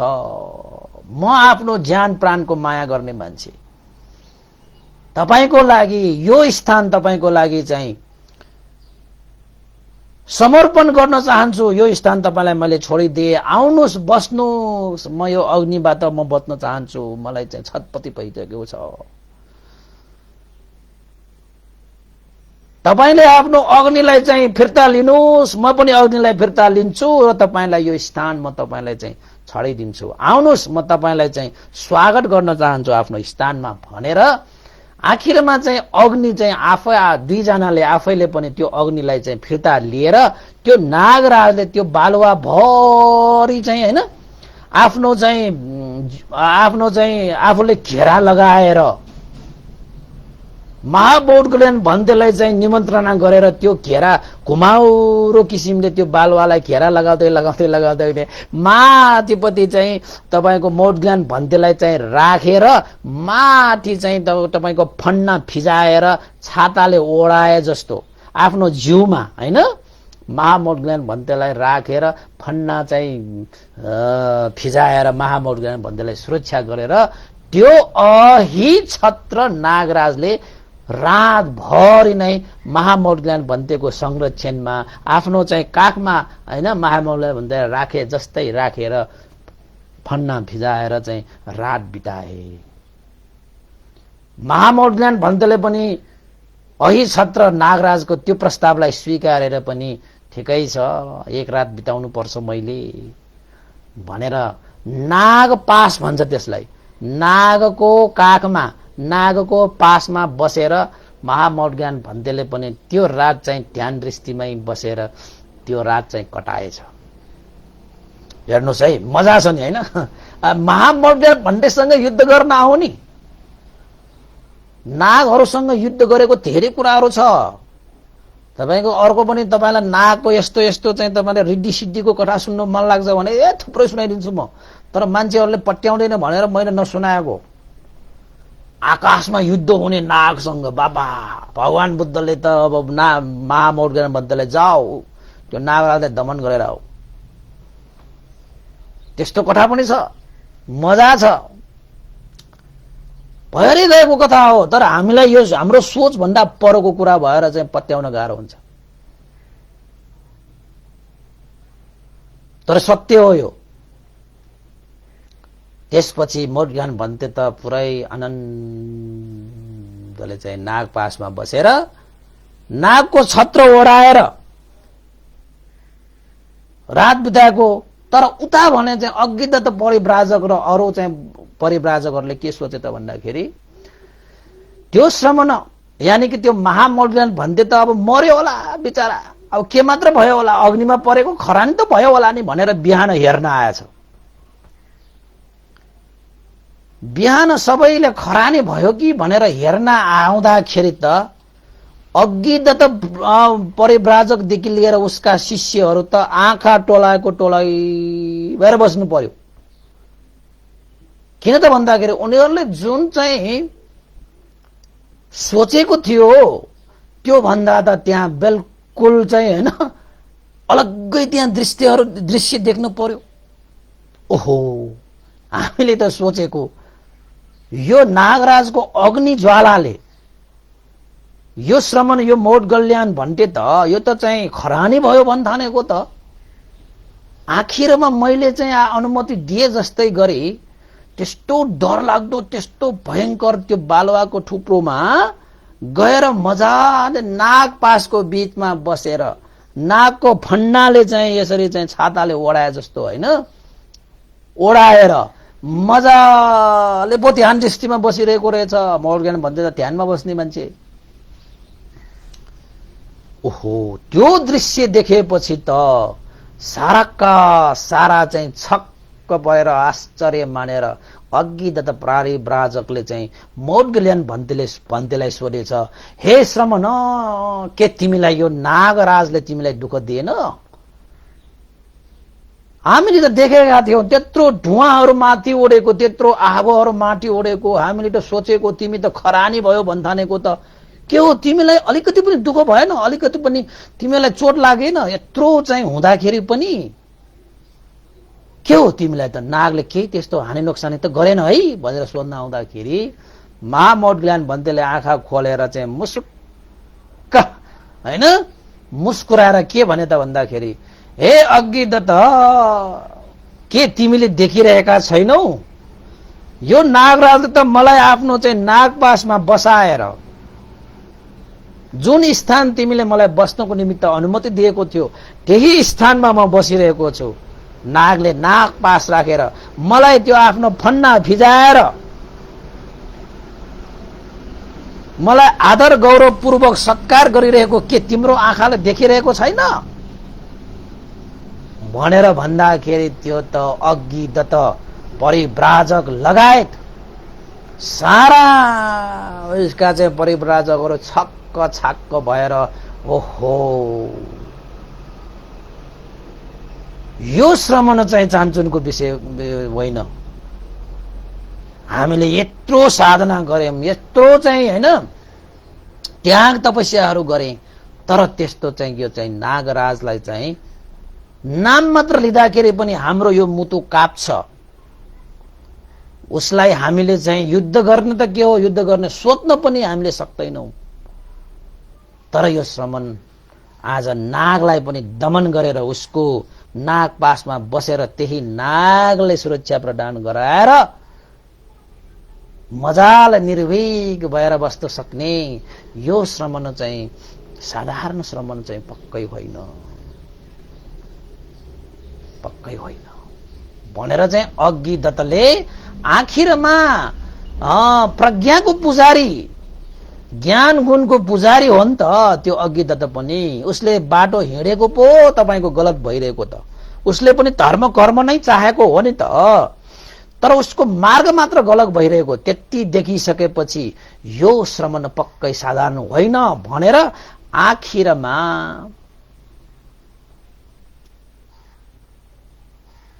त्यो अघिदत्त परिव्राजक लगायत अरु सबैका सबैले अब अघिदत्त परिव्राजकले घुँडालाई टेकेर चाहिँ हात जोड्न थालेछ। ओहो, साधारण होइन रहेछ। हामीले तपाईलाई यस्तो महान श्रमणलाई एक रात बास लिन आउँदाखेरि पनि हामीले बास दिन सकेनौं, हामीले तपाईलाई चिन्न सकेनौं। क्षमा गरिदिनु होला है, क्षमा गरिदिनु होला। तपाई त महान हुनुहुँदो रहेछ। यस्तो अद्भुत दृश्य हामीले कहिले देखेका छैनौं। कयौं साधना, कयौं तप हैन, कयौं पर्वतहरूको शरण, कयौं वनहरूको शरण, कयौं आश्रमहरूको शरण, कयौं वृक्षहरूको शरणमा गएर यस्ता शक्ति हामीले प्राप्त गरेका थिएनौं। तपाई महान हुनुहुँदो रहेछ, महान हुनुहुँदो रहेछ भनेर चाहिँ भोलि बिहान भइसकेपछि त्यस्तो घटना भइरहेको समयमा भगवान बुद्धले चाहिँ कुन समयमा म त्यो स्थानमा जाउँ भनेर हेरिरहनु भएको होला। त्यही बेलामा चाहिँ ठ्याक्कै भगवान बुद्ध त्यहाँ आइपुग्नु भयो। आइपुगेपछि भगवान बुद्ध पाल्नु भइसकेपछि नै महामोडगल्यान भन्टे त्यो नागपासको त्यो स्थानबाट ओर्लेर महामोडगल्यान भन्टेले घोडाले टेकेर हात जोडेर भगवान बुद्धको चरणमा पञ्चाङ्ग वन्दना गरे। भगवान शास्ता तपाईले उचित समय हेर्नु भएर अनुकम्पा राखेर पाल्नु भयो। पाल्नुस् भगवान शास्ता, तपाईको लागि उचित स्थान आसन मैले बनाइदिइसकेको छु भनेर महामौढ्गल्यान भन्तेले भगवान बुद्धलाई वन्दना गरेर आफूले बनाएको त्यो चाहिँ नागपासको जुन चाहिँ स्थान छ भगवान बुद्धलाई त्यो स्थानमा राखेर मौढ्गल्यान भन्तेले वन्दना गरेर बस्नुभयो। भगवान बुद्ध पनि मुसु मुसु मुसु मुसु मुस्कुराउँदै महामौढ्गल्यान भन्तेले महामौढ्गल्यान अद्भुत, साँच्चै मेरा महामौढ्गल्यान तिमीले साँच्चै अद्भुत कार्य गर्यो, धन्य छौ तिमी भन्दै शाबासी दिएर महामौढ्गल्यान भन्थे आफ्नो चेलालाई गुरुहरूले चाहिँ राम्रो काम गर्दाखेरि शाबास दिनुपर्छ। भगवान बुद्धहरूको चाहिँ चलन के हुन्छ त भन्दाखेरि राम्रो काम गर्नेहरूलाई शाबासी दिने चलन छ, हैन? महामौढ्गल्यान भन्तेलाई शाबासी दिएर, शाबासी भनेको हामीले शाबास भन्दैन, साधु साधु साधु भनेकै शाबास दिएको भयो। त्यो क्षणमा चाहिँ साधु साधु भनेर भगवान बुद्धले महामौढ्गल्यान भन्तेले बनाएको त्यो आसनमा गएर मजाले बसिसकेपछि त्यो अघि त परिव्राजक अघिसम्म महामौढ्गल्यान भन्तेलाई महान ठानिरहेका त्यो अघि त परिव्राजकले अब महामौढ्गल्यान भन्तेले नै त्यहाँ चाहिँ घोडालाई टेकेर हात जोडेर चाहिँ बिन्ती गर्नुपर्ने उहाँ को होला? उहाँ चाहिँ कस्तो श्रमण होला? विचाराहरूले भगवान बुद्धलाई नचिन्ने भयो, महामौढ्गल्यान भन्तेलाई नचिनेको। ल अब भयो, अब त्यति बेला ल धर्म कर्म चाहेका मान्छेहरूले पनि भगवान बुद्धलाई नचिनेको। जो कोही धर्म कर्म गर्न चाहने मान्छेहरूलाई भगवान बुद्धलाई चिनेन भने त्यसले धर्मलाई चिन्नै सक्दैन, धर्मलाई चिन्नै सक्दैन। भगवान बुद्धको जस्तो सम्यक सत्य सही धर्म कोसँग छ र? नपट्टै तपाईलाई अभ्यास गरेर हेर्नुस् न। त्यसपछि अघि दत्त परिव्राजकले भनेछ, हे श्रमण, तपाईको त्यस्तो महानतालाई देखेर हामीले पनि घोडाले टेक्न परे, हात जोड्नु परे भनेपछि तपाईले नै घोडा टेक्नु पर्ने, हात जोड्नु पर्ने उहाँ को हुनुहुन्छ जसको लागि तपाईले यत्रो युद्ध गरेर आफ्नो ज्यान प्राण डाउमा लगाएर प्राप्त गरेको त्यो आसन तपाईले एक शब्द पनि तपाईले नसोधिकन पाल्नुस् भन्दै तपाईले चाहिँ वन्दना गर्दै त्यो आसन छोड्नुभयो। उहाँ को हुनुहुन्छ भनेर बल्ल अघि त त्यो बडा ब्राह्मण हैन परिव्राजकले सोध्नु हुँदाखेरि महामौढ्गल्यान भन्तेले के भन्नुभयो त भन्दाखेरि, हे अघि दत्त, उहाँ मेरो शास्ता सम्यक सम्बुद्ध तथागत भगवान शास्ता हुनुहुन्छ र म उहाँको श्रमण चेला श्रावक संग, म चाहिँ उहाँको श्रावक हुँ भनेर चाहिँ हात जोडेर चाहिँ भगवान बुद्धले हात जोडेर यसरी भन्नु हुँदाखेरि त अघि दत्त परिव्राजक त छक्क परे। श्रावक त यस्तो महान छन् भने उहाँका शास्ता गुरु भगवान बुद्ध कति महान हुनुहुँदो।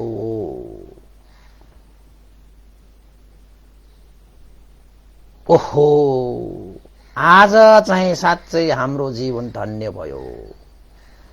अद्भुत अद्भुत भन्दै कराउँदै अघि दत्त परिव्राजकले घोडाले टेकेर यस्ता शास्ता यस्ता गुरु त्रिलोकमा कहीं पनि छैन र मैले साधना त्याग तपस्या गरेर मैले ठूलो चीज प्राप्त गरेको छु।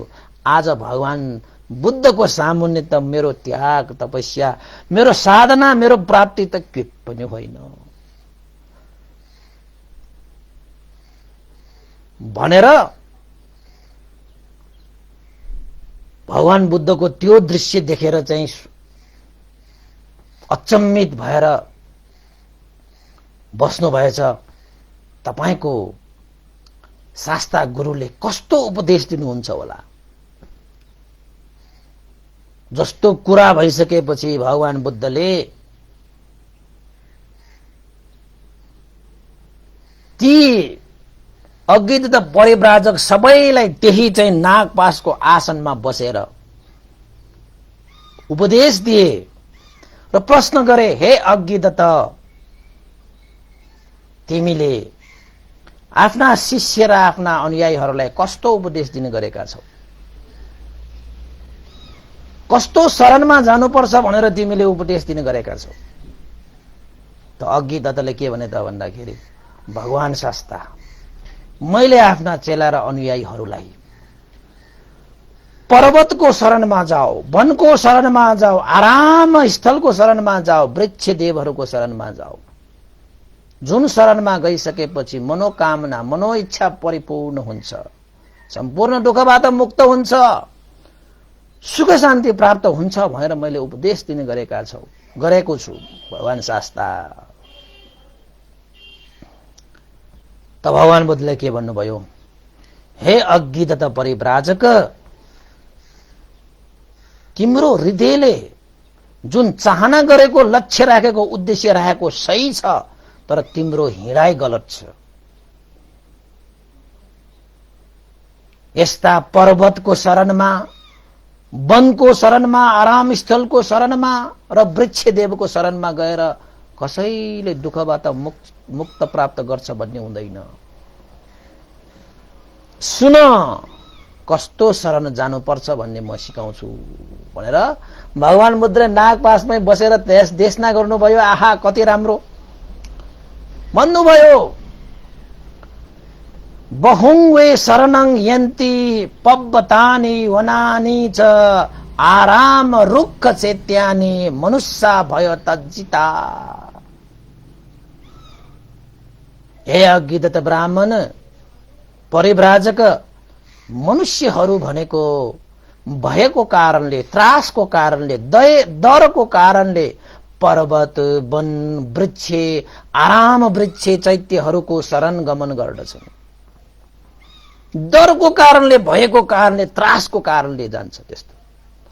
नेतं खो शरणं खेमं नेतं शरणमुत्तमं नेतं शरणमागम सब दुःख पमुचति। त्यस्ता शरणहरूमा, त्यस्ता शरण भनेको पर्वत, वन, आराम वृक्षहरूको शरण, त्यस्ता शरणहरू उत्तम शरणहरू होइनन्। हे अज्ञात ब्राह्मण, कारण के हो त भन्दाखेरि त्यस्ता शरणहरूले सम्पूर्ण दुःखबाट मुक्त हुन सक्दैन। जब सुखकामी मान्छेहरूले दुःखबाट मुक्त नहुने त्यस्ता शरणहरू ग्रहण गर्छन् भने त्यो शरण उत्तम शरण, श्रेष्ठ शरण, पनिट शरण हुनै सक्दैन। हे अज्ञात परिव्राजक, तिम्रो उद्देश्य लक्ष्य सही छ, दुःखबाट मुक्त हुने, तर त्यसको मार्ग गलत भइरहेको छ। यो च बुद्धञ्च धम्मञ्च सङ्गञ्च शरणङ्गतो चत्तारि अरिय सच्चानि सम्मपन्याय पश्यति। जसले बुद्ध धर्म सङ्घको शरण गमन गर्दछ, बुद्ध सत्य हो, धर्म सत्य हो, सङ्घ सत्य हो। जसले त्रिरत्नको शरण गमन गर्दछ त्यस्ताले सम्यक प्रज्ञाद्वारा चतुर आर्य सत्यलाई सही रूपमा बुझ्दछ। हे अज्ञात परिव्राजक, बुद्ध धर्म सङ्घको शरणमा चतुर आर्य सत्य प्रादुर्भाव भएको छ। दुःख छ, दुःखको कारण छ, दुःख निवारण हुन्छ, दुःख निवारण हुने मार्ग पनि छ। हे ब्राह्मण, त्यसैले सुखकामी, सुख शान्ति चाहनेहरूले पहिला दुःखलाई बुझ्नुपर्छ, दुःखलाई निवारण गर्नुपर्छ। त्यो बोध गर्नको निमित्त चतुर आर्य सत्यलाई बोध गर्नुपर्छ भनेर त्यो अज्ञात ब्राह्मणलाई भगवान बुद्धले देशना गर्नुभयो। दुःखं दुःख समुपादं दुःखस्य च अटिकम्मं अरिय चत्थंगिकं मग्गं दुःखु दुःखोपशमगामिनी भनेर चाहिँ अरियं चत्थंगिकं मग्गं दुःखोपशमगामिति भनेर समगामिनं हैन। दुःखोपशमगामिनं भनेपछि भगवान बुद्धले के भन्नुभयो त, यो दुःख हो भनेर चतुर आर्य सत्यमा देखाएको छ। जन्मिनु दुःख, बुढा हुनु दुःख, रोगी हुनु दुःख, मरण हुनु दुःख, प्रियहरूसँग वियोग हुनु दुःख, अप्रियहरूसँग संयोग हुनु दुःख, इच्छा गरेको पूरा नहुनु दुःख, समग्रमा या पंच उपादान खन्दा दुःख, यो पंच स्कन्द नै दुःख हो। दुःख समुदय, दुःखको कारण, दुःख समुदय हुने, दुःख चाहिँ प्रादुर्भाव हुनेको कारण के हो त भन्दाखेरि तृष्णा, काम तृष्णा, भव तृष्णा, विभव तृष्णा, यो तृष्णा नै दुःखको कारण हो। दुःख अतिक्रमण हैन, दुःख च अतिक्रमण भनेको चाहिँ दुःख अतिक्रमण, दुःखलाई चाहिँ अतिक्रमण गरेर दुःखलाई चाहिँ नागेर जाने, यानी कि निवारण भनेको के हो त भन्दाखेरि निर्वाण हो। अरिय चत्थंगिकं मग्गं आर्य अष्टांगिक मार्ग दुःखोपशमगामिनं भनेको चाहिँ सम्पूर्ण दुःखलाई शान्त पार्ने मार्ग भनेको चाहिँ के हो, आर्य अष्टांगिक मार्ग हो भनेर चाहिँ भगवान बुद्धले चाहिँ अज्ञात परिव्राजक प्रमुख उसका 10,000 चेलाहरूलाई चाहिँ उपदेश दिए। एतंको शरणं खेमं एतं शरणमुत्तमं एतं शरणगमागमं सब दुःखपमोचति। हे अज्ञात परिव्राजक, यही शरण क्षम्य हो। यही शरण भनेको के हो त भन्दाखेरि बुद्ध धर्म संघको शरण नै क्षम्य हो, यही शरण उत्तम हो। यही त्रिरत्नको शरण गमनले मात्रै सम्पूर्ण दुःखबाट मुक्त हुन्छ। एतंको शरणं खेमं एतं शरणमुत्तमं एतं शरणमागमं सब दुःखपमोचति।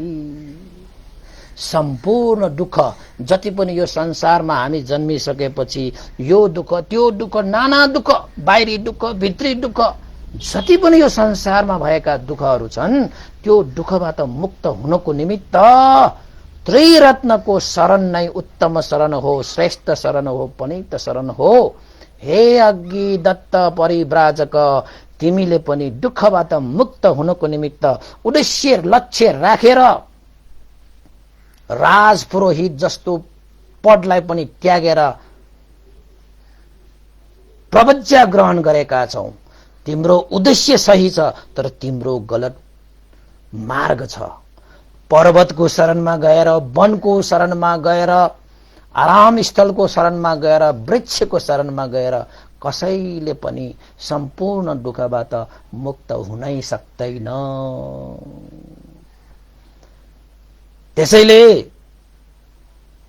तथागतहरूले देशना गर्ने सम्पूर्ण दुःखबाट मुक्त हुने मार्ग चतुर आर्य सत्यलाई जानेर आर्य अष्टांगिक मार्गमा पाइला चालेर मार्गफल निर्वाण धर्म प्राप्त गर। हे अज्ञात ब्राह्मण, अज्ञात परिव्राजक भनेर भगवान बुद्धले उनीहरूको यो समयमा मार्गफल प्राप्त गर्ने हेतु देखेर नै भगवान बुद्धले त्यो उचित समय ठानेर भगवान बुद्ध त्यहाँ आउनु भएको हो नि त। नत्र भगवान बुद्ध त्यसरी आउनुहुन्न, त्यसरी पाल्नुहुन्न। र महामौत ज्ञान बद्धलाई पनि थाहा थियो भगवान बुद्धले यिनीहरूको उपकारको लागि नै यो सबै चीजहरू चाहिँ व्यवस्था गर्नुभएको हो। मलाई यहाँ पठाउनुको पनि कारण यही हो। त्यसपछि भगवान बुद्धले यति उपदेश दिइसकेपछि ती अग्निदत्त परिव्राजकहरू पनि त तपाईको चाहिँ प्रज्ञावान हो नि, त्यागी हो नि, मनमा त दुःखबाट मुक्त हुने मार्गको अभ्यास गरिरहेका हुन् नि। त्यत्रो साधना गरिरहेको कारण के? दुःखबाट मुक्त हुनको निमित्त। तर उनीहरूले जुन अभ्यास गरिरहेका छन्, शरण गमन गरिरहेका छन्, त्यो मात्रै गलत भएको हो। त्यसैले कार्य मात्रै सम्पादन गरेर हुन्न, त्यो कार्य सही स्थान सही समयमा हुनुपर्छ। अनि मात्र त्यो कार्यबाट तपाईले सन्तोष हुने गरी प्रतिफल पाउन सक्नुहुन्छ। अग्निदत्त ब्राह्मण साधारण ब्राह्मण होइन, त्यो परिव्राजक साधारण परिव्राजक होइन। उसको पारमिता गुण त साँच्चैकै मार्गफल प्राप्त हुने चाहिँ उसको संस्कार छ। र पहिलाको जन्ममा मैले चाँडो भन्दा चाँडो मार्गफल निर्वाण धर्म प्राप्त गर्न सकूं भनेर बुद्धहरूको समयमा सम्म उसले चाहिँ कयौं चाहिँ परिष्कारहरू, होइन, अष्ट परिष्कार भन्छन् तपाईले, परिष्कारहरू दान गरेर पुण्य सम्पादन गरेर आएका तिनीहरू थिए। भगवान बुद्धले उपदेश सकाउनु भएपछि देशनाको अन्तमा अग्निदत्त परिव्राजक प्रमुख सबै ऋषि परिव्राजकहरू एकै साथमा प्रतिसंविदा सहित अरहन्त फलमा प्रतिष्ठित भए। लयनुस् हिजोसम्म परिव्राजक भएर चाहिँ पर्वत वन जंगल, होइन, आराम स्थल र वृक्षहरूको शरणमा गएर मिथ्या आचरण गरिरहेका ती परिव्राजकहरूले भगवान बुद्धको यो 4-5वटा गाथा सुनिसकेपछि सबका सब अरहन्त भए। र अरहन्त भइसकेपछि अग्निदत्त ब्राह्मण प्रमुख त्यसका चाहिँ शिष्यहरूले हात जोडेर भगवान बुद्धलाई खुट्टाले टेकेर शिर निउडाएर भगवान शास्तालाई प्रार्थना गरे, हामीलाई पनि प्रवज्या गरिदिनु होला, हामीले तपाईँ सामुन्ने प्रवज्या मागिरहेको छु, अनुकम्पा राखेर हामीलाई पनि प्रवज्या गरिदिनु होला। हामी पनि आजदेखि बुद्धं शरणं गच्छामि, धम्मं शरणं गच्छामि, संघं शरणं गच्छामि। यो संसारमा श्रेष्ठ पनि त उत्तम शरण साँच्चैकै दुःखबाट मुक्त हुनेहरूले बुद्धकै शरणमा जानुपर्ने रहेछ, धर्मकै शरणमा जानुपर्ने रहेछ, संघकै शरणमा जानुपर्ने रहेछ भनेर अग्निदत्त परिव्राजक प्रमुख 10,000 चेलाहरूले एकै साथ भगवान बुद्धसँग चाहिँ प्रवज्या माग्दाखेरि भगवान बुद्धले आफ्नो चाहिँ चिवरमा हात घुसाइरहेको त्यो हात फैलाएर आओ हे यही भिक्षु भनेर, हे भिक्षुहरू आओ बुद्ध शासनमा तिमीहरूलाई स्वागत छ भन्दै निमन्त्रणा गर्ने बित्तिकै सबैको जिउमा पहिलाको पुण्य संस्कार भएको कारणले, पहिलाको पारमिता भएको कारणले गर्दाखेरि भगवान बुद्धले यही भिक्षु आओ भिक्षुहरू भनेर बोलाउने बित्तिकै सबै ती परिव्राजकहरू चाहिँ आफ्नो परिव्राजकको रूप सूप, दारी जुङ्गा, केश शेष, लुगा सुगा उनीहरू लगाएको सबै लोप भएर गएर भगवान बुद्धले यही भिक्षु भनेपछि जसरी भिक्षुहरू हुन्छन् केश शेष दारी जुङ्गाहरू चत्त काटेर चाहिँ यो चिवर, होइन, अरहन्तहरूको यो ढोजा लगाएर चाहिँ जसरी बस्छ ती सबै चाहिँ अग्निदत्त परिव्राजक त उनीहरूको चाहिँ सबैका सबै एकै क्षणमा के भए त भन्दाखेरि मास्तवीर जस्तो एकै क्षणमा चाहिँ प्रवज्या प्राप्त गरिलिए। हेर्नुहोस् त, सबका सब त्यहाँ चाहिँ, होइन, भिक्षु भए, श्रमण भए, बुद्ध धर्म संघको शरणमा गए। त्यसपछि त्यो दिन चाहिँ विशेष दिन रहेछ। किन विशेष दिन त नखाए, महिनाको एक पल्ट चाहिँ अग्निदत्त परिव्राजकको त्यो अनुयायीहरूले विशेष मान सम्मान सत्कारका साथ त्यहाँ चाहिँ पूजा आजा गर्ने, सम्मानको साथ चाहिँ उनीहरूलाई चाहिँ आवश्यक चीज वस्तुहरू चढाउन आउने, आदर गौरवहरू राख्न आउने, यानि कि परिव्राजकहरूलाई भेट्न आउने, उपासक हाम्रो भाषामा भन्ने हो भने अनुयायीहरू भन्नुहोस्, उपासक उपासिकाहरू भन्नुहोस्, उहाँहरू चाहिँ त्यो बेलामा आउने रहेछ। लहर, होइन, एउटा चाहिँ मास जम्मा गरेर उसका चाहिँ अनुयायीहरू त्यहाँ आउँदाखेरि त यसो हेर्छ भगवान बुद्ध त नागपासमा मजाले बसिरहनु भएको छ, यतापट्टि बायाँ साइडमा माउन्ट क्ल्यान भन्थे हात जोडेर बस्नु भएको छ। आफ्ना चाहिँ गुरु भनिरहेका चाहिँ अग्निदत्त परिव्राजक त श्रमण भएर बसिरहेको रहेछ। उसका चेलाहरू पनि सबका सब चाहिँ टाउको केस छैन, सबै मुण्डक बना भएर चाहिँ त्यहाँ बसिरहेको छ। बिचरा त्यो अनुयायीहरू आउँदाखेरि त अब अलमलमा परे। हाम्रा गुरुहरू त श्रमण पो भइरहेको रहेछ त, यहाँ के हो यस्तो? वस्त्र पनि चेन्ज भइसक्यो, रूप पनि अर्कै छ, अरहन्त भइसक्यो फेरि यहाँ त हैन, मुखमा तेज हुने भइहाल्यो। त्यसपछि त्यो अब आउने बित्तिकै आफ्ना गुरुहरूलाई चाहिँ आदर गौरव गर्नुपर्ने, सम्मान गर्नुपर्ने, अभिवादन गर्नुपर्ने।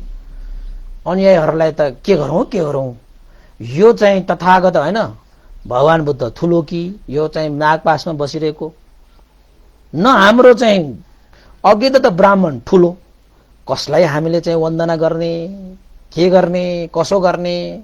अनि एउटा मनले यिनीहरूले सोचे यो स्थान त हाम्रा चाहिँ गुरु अग्निदत्त परिव्राजकको हो भनेपछि अग्निदत्त ब्राह्मण नै ठुलो होला। किन त भन्दाखेरि भगवान बुद्ध त यही आउनु भएको छ भनेपछि, भगवान बुद्ध आउनु भएको भनेपछि उहाँलाई मान सम्मान गरेर आउनु भएको होला, ठुलो मान्छेलाई त भेट्न आउँछ भनेर चाहिँ फेरि उनीहरूको त्यो अनुयायीहरूले चाहिँ मिथ्या दृष्टि फेरि भित्र पस्यो।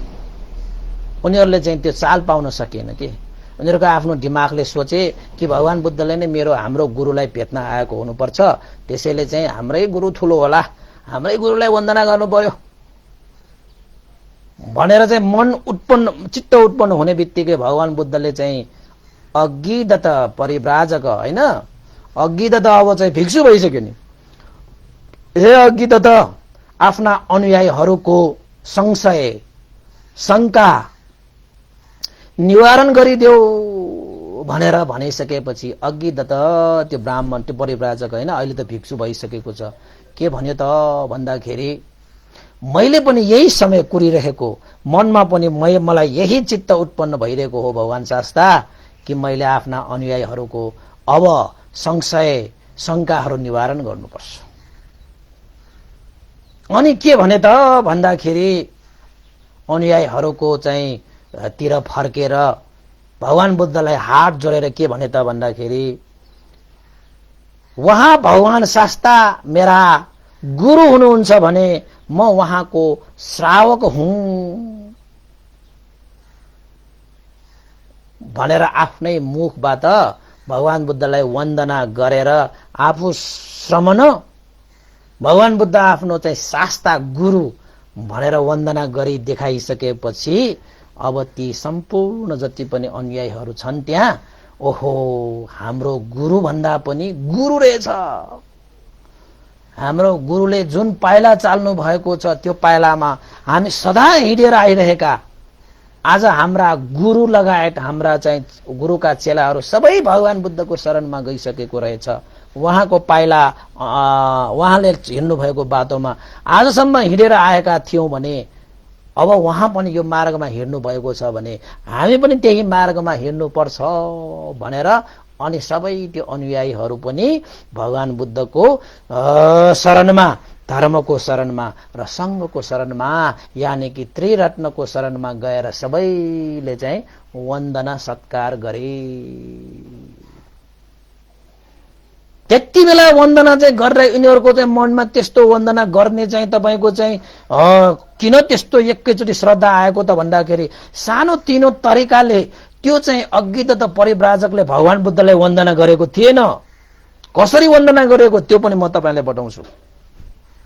त्यस्ता अंग मगध र कुरु राष्ट्रका त्यस्ता चाहिँ अनुयायीहरू चाहिँ आएर पूजा सत्कार गर्न आउँदाखेरि त्यो विशेष दिन थियो।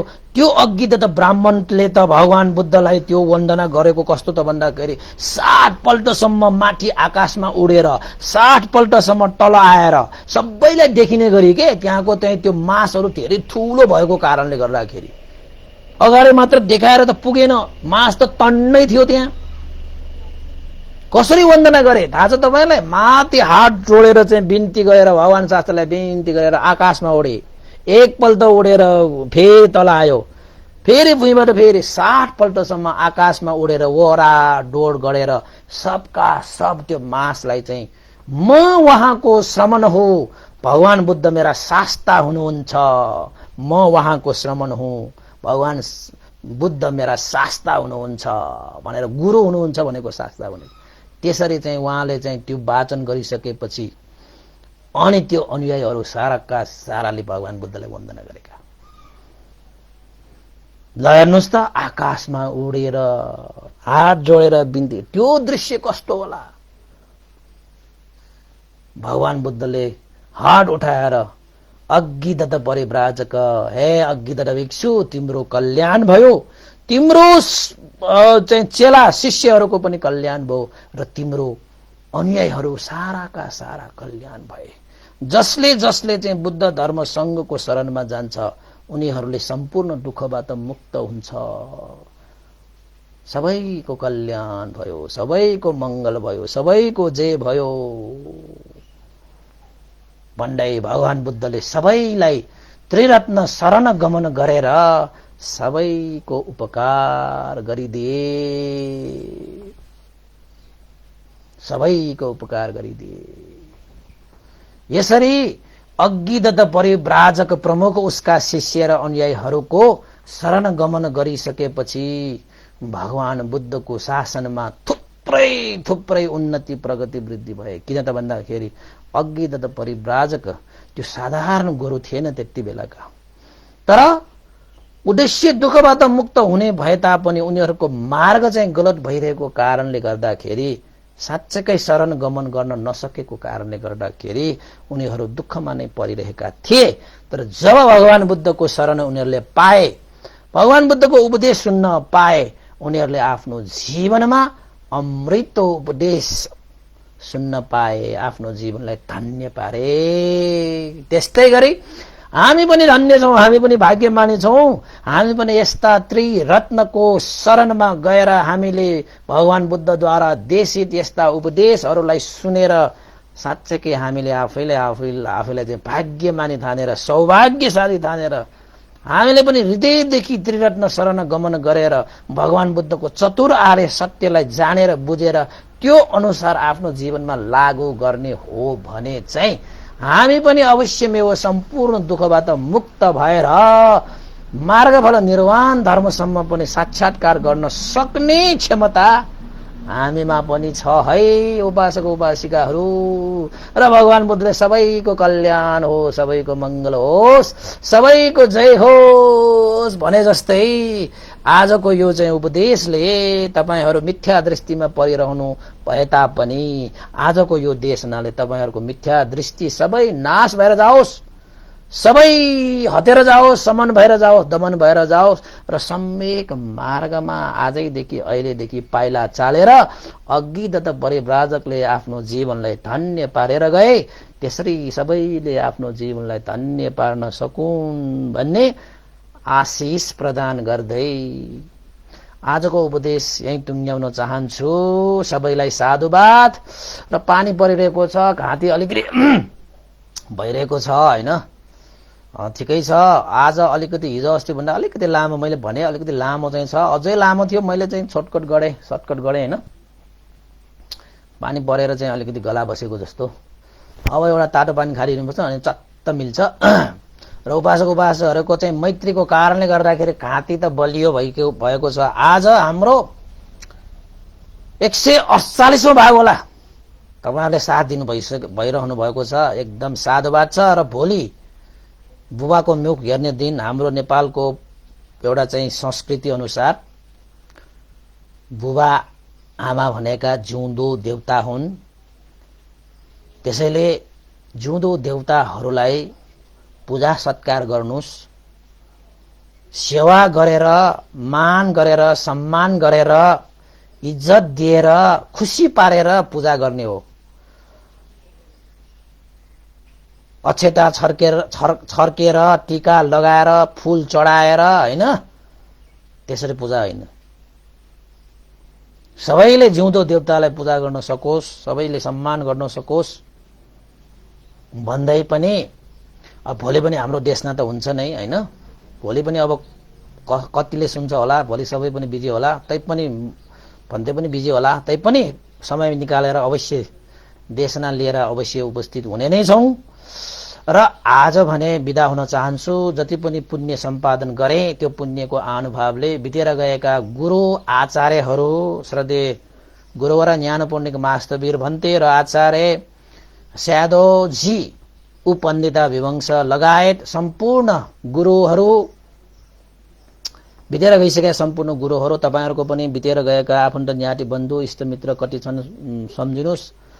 सबैलाई चाहिँ देवताहरू, अमनुष्यहरू र सत्व प्राणीहरूको लागि एकमुष्ट यो पुण्यानुमोदन गर्नको निमित्त सबैले साधु गरिदिनु होला।